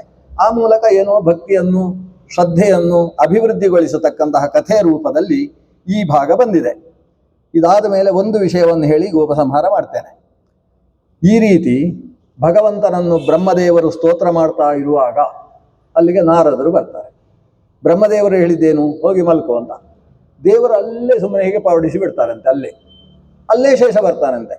ಇವ್ರು ನಾವೆಲ್ಲ ಹಾಸಿಗೆ ಹತ್ರ ಹೋಗಿ ಮಲಗಬೇಕು, ಇವನು ಮಲಗಿದಲ್ಲಿ ಹಾಸಿಗೆ ಬರ್ತದೆ. ಅಲ್ಲೇ ಹಾಗೆ ಪವಡಿಸಿದ ಭಗವಂತನನ್ನು ನಾರದರು ಸ್ತೋತ್ರ ಮಾಡ್ತಾರೆ. ಸ್ತೋತ್ರ ಮಾಡುವುದು ಹೇಗೆ? ಸಹಸ್ರಶೀರ್ಷ ಪುರುಷ ಸಹಸ್ರಾಕ್ಷ ಸಹಸ್ರಪಾತ್ ಸರ್ವವ್ಯಾಪಿ ಭುವಸ್ಪರ್ಶಾತ್ ಅಧ್ಯತಿಷ್ಠ ದಶಾಂಗುಲಂ. ಅತ್ಯತಿಷ್ಠತಲ್ಲ, ಅಧ್ಯತಿಷ್ಠ ದಶಾಂಗುಲಂ. ಭುವಃ ಸ್ಪರ್ಶಾತ್ ಅಧಿ ದಶಾಂಗುಲಂ ಅತಿಷ್ಠತ್. ಸಭೂಮಿಂ ವಿಶ್ವತೋ ವೃತ್ವ ಅಂತ ಹೇಳ್ತೇವೆ. ಭೂಮಿಯನ್ನೆಲ್ಲ ವ್ಯಾಪಿಸಿ ಅತ್ಯತಿಷ್ಠ ದಶಾಂಗುಲಂ ಅಂತ. ಅಂದರೆ ಈ ಶರೀರವನ್ನೆಲ್ಲ ವ್ಯಾಪಿಸಿ ಷಟ್ಚಕ್ರದಲ್ಲಿ ನಿಂತು ಇಡೀ ಈ ಪಾರ್ಥಿವ ಶರೀರದಲ್ಲಿ ತುಂಬಿ ಅದರ ಮೇಲೆ 10 ಅಂಗುಲ ಮೇಲೆಯೂ ಕೂಡ ಭಗವಂತ ನೆಲೆ ನಿಂತಿದ್ದಾನೆ ಅನ್ನೋದು ಒಂದು ಸಾಮಾನ್ಯವಾದ ಅರ್ಥ. ಅಥವಾ ಇಡೀ ಭೂಮಿಯನ್ನು ವ್ಯಾಪಿಸಿ ಮೇಲೆಯೂ ಇದ್ದಾನೆ ಅಂತ, ಇಡೀ ಬ್ರಹ್ಮಾಂಡವನ್ನು ವ್ಯಾಪಿಸಿ ಅದರ ಮೇಲೆ ಇದ್ದಾನೆ ಅಂತ. ಇಲ್ಲಿ ಅವನು ಎಲ್ಲವನ್ನೂ ಸ್ಪರ್ಶಿಸದೆ ನಿಂತಿದ್ದಾನೆ ಅಂತ ಇದನ್ನು ವ್ಯಾಖ್ಯಾನ ಮಾಡಿದ್ದಾರೆ. ವಿಶ್ವತೋ ವೃತ್ವ ಅಂದರೆ ಎಲ್ಲವನ್ನೂ ಸ್ಪರ್ಶಿಸಿದ್ದಾನೆ. ಆದರೆ ಸ್ಪರ್ಶಾತ್ ಅಧ್ಯತಿಷ್ಠ ಶಾಂಗುಲ, ಸ್ಪರ್ಶಿಸಿಯೂ ಸ್ಪರ್ಶಿಸದೆ ನಿಂತಿದ್ದಾನೆ. ಅಂದರೆ ಇದ್ದೂ ಇಲ್ಲದೆ ಇದ್ದ ಹಾಗೆ ಭಗವಂತ ಇದ್ದಾನೆ. ನಾವೆಲ್ಲ ಸಂಸಾರದಲ್ಲಿದ್ದೇವೆ, ಸಂಸಾರದಲ್ಲೇ ಇದ್ದೇವೆ. ಭಗವಂತ ಸಂಸಾರದಲ್ಲಿದ್ದಾನೆ, ಸಂಸಾರದಲ್ಲಿಲ್ಲ. ಅಂದರೆ ಅದರ ಯಾವ ಕ್ಲೇಶದ ಸಂಬಂಧವೂ ಇಲ್ಲದೆ ಸುಖವಾಗಿ ನಿರ್ವಹಿಸತಕ್ಕಂತಹ ಪರಮ ಸುಖ ಸ್ವರೂಪಿ ಅನ್ನುವುದನ್ನು ಈ ಭಾಗದಿಂದ ಅರ್ಥ ತೆಗಿತಾರೆ. ಇದರ ನಂತರ ಇಡೀ ಪುರುಷ ಸೂಕ್ತದ ವ್ಯಾಖ್ಯಾನ ಇದೆ.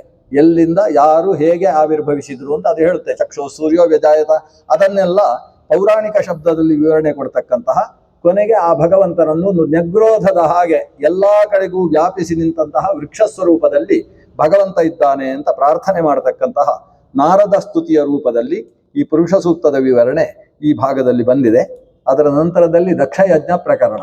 ನಾನು ಆ ದಕ್ಷಯಜ್ಞ ಪ್ರಕರಣದ ನಂತರದ ಭಾಗ ಏನಿದೆ ಅದನ್ನು ಮತ್ತೆ ನಾಳೆ ಸರಿಯಾಗಿ 6:15 ಅಲ್ಲ 6:15 ಸೇರಿದಾಗ ಮುಂದಿನ ಭಾಗವನ್ನು ಅವಲೋಕನೆ ಮಾಡೋಣ. ಪರಮ ಪೂಜ್ಯ ಶ್ರೀಪಾದರ ಸನ್ನಿಧಾನದಲ್ಲಿ ಹೇಳುವುದಕ್ಕೆ ನಮಗೆ ಶಕ್ತಿ ಇಲ್ಲ. ಸಮಗ್ರ ಪುರಾಣ ಸಾಹಿತ್ಯವನ್ನು ವಿಶಿಷ್ಟ ದೃಷ್ಟಿಯಲ್ಲಿ ಅವಲೋಕನೆ ಮಾಡಿರತಕ್ಕಂತಹ ಪರಮ ಪೂಜ್ಯರು, ಆಚಾರ್ಯರ ತಾತ್ಪರ್ಯದ ಸಮಗ್ರ ಬೆಳಕನ್ನು ತಾವು ಒಳಗೆ ರೂಢಿಸಿಕೊಂಡಿರತಕ್ಕಂಥ ಗುರುಗಳು, ಅವರ ಸನ್ನಿಧಾನದಲ್ಲಿ ಅವರ ಅಂತರ್ಯಾಮಿಯಲ್ಲಿ ಅವರು ಈ ವಚನ ಕುಸುಮವನ್ನು ಸಮರ್ಪಣೆ ಮಾಡಬೇಕು ಅಂತ ಪ್ರಾರ್ಥನೆ ಮಾಡ್ತಾ 4 ಮಾತುಗಳನ್ನು ಸಮರ್ಪಿಸ್ತೇನೆ. ಶ್ರೀಕೃಷ್ಣ ಅರ್ಪಣಮಸ್ತು.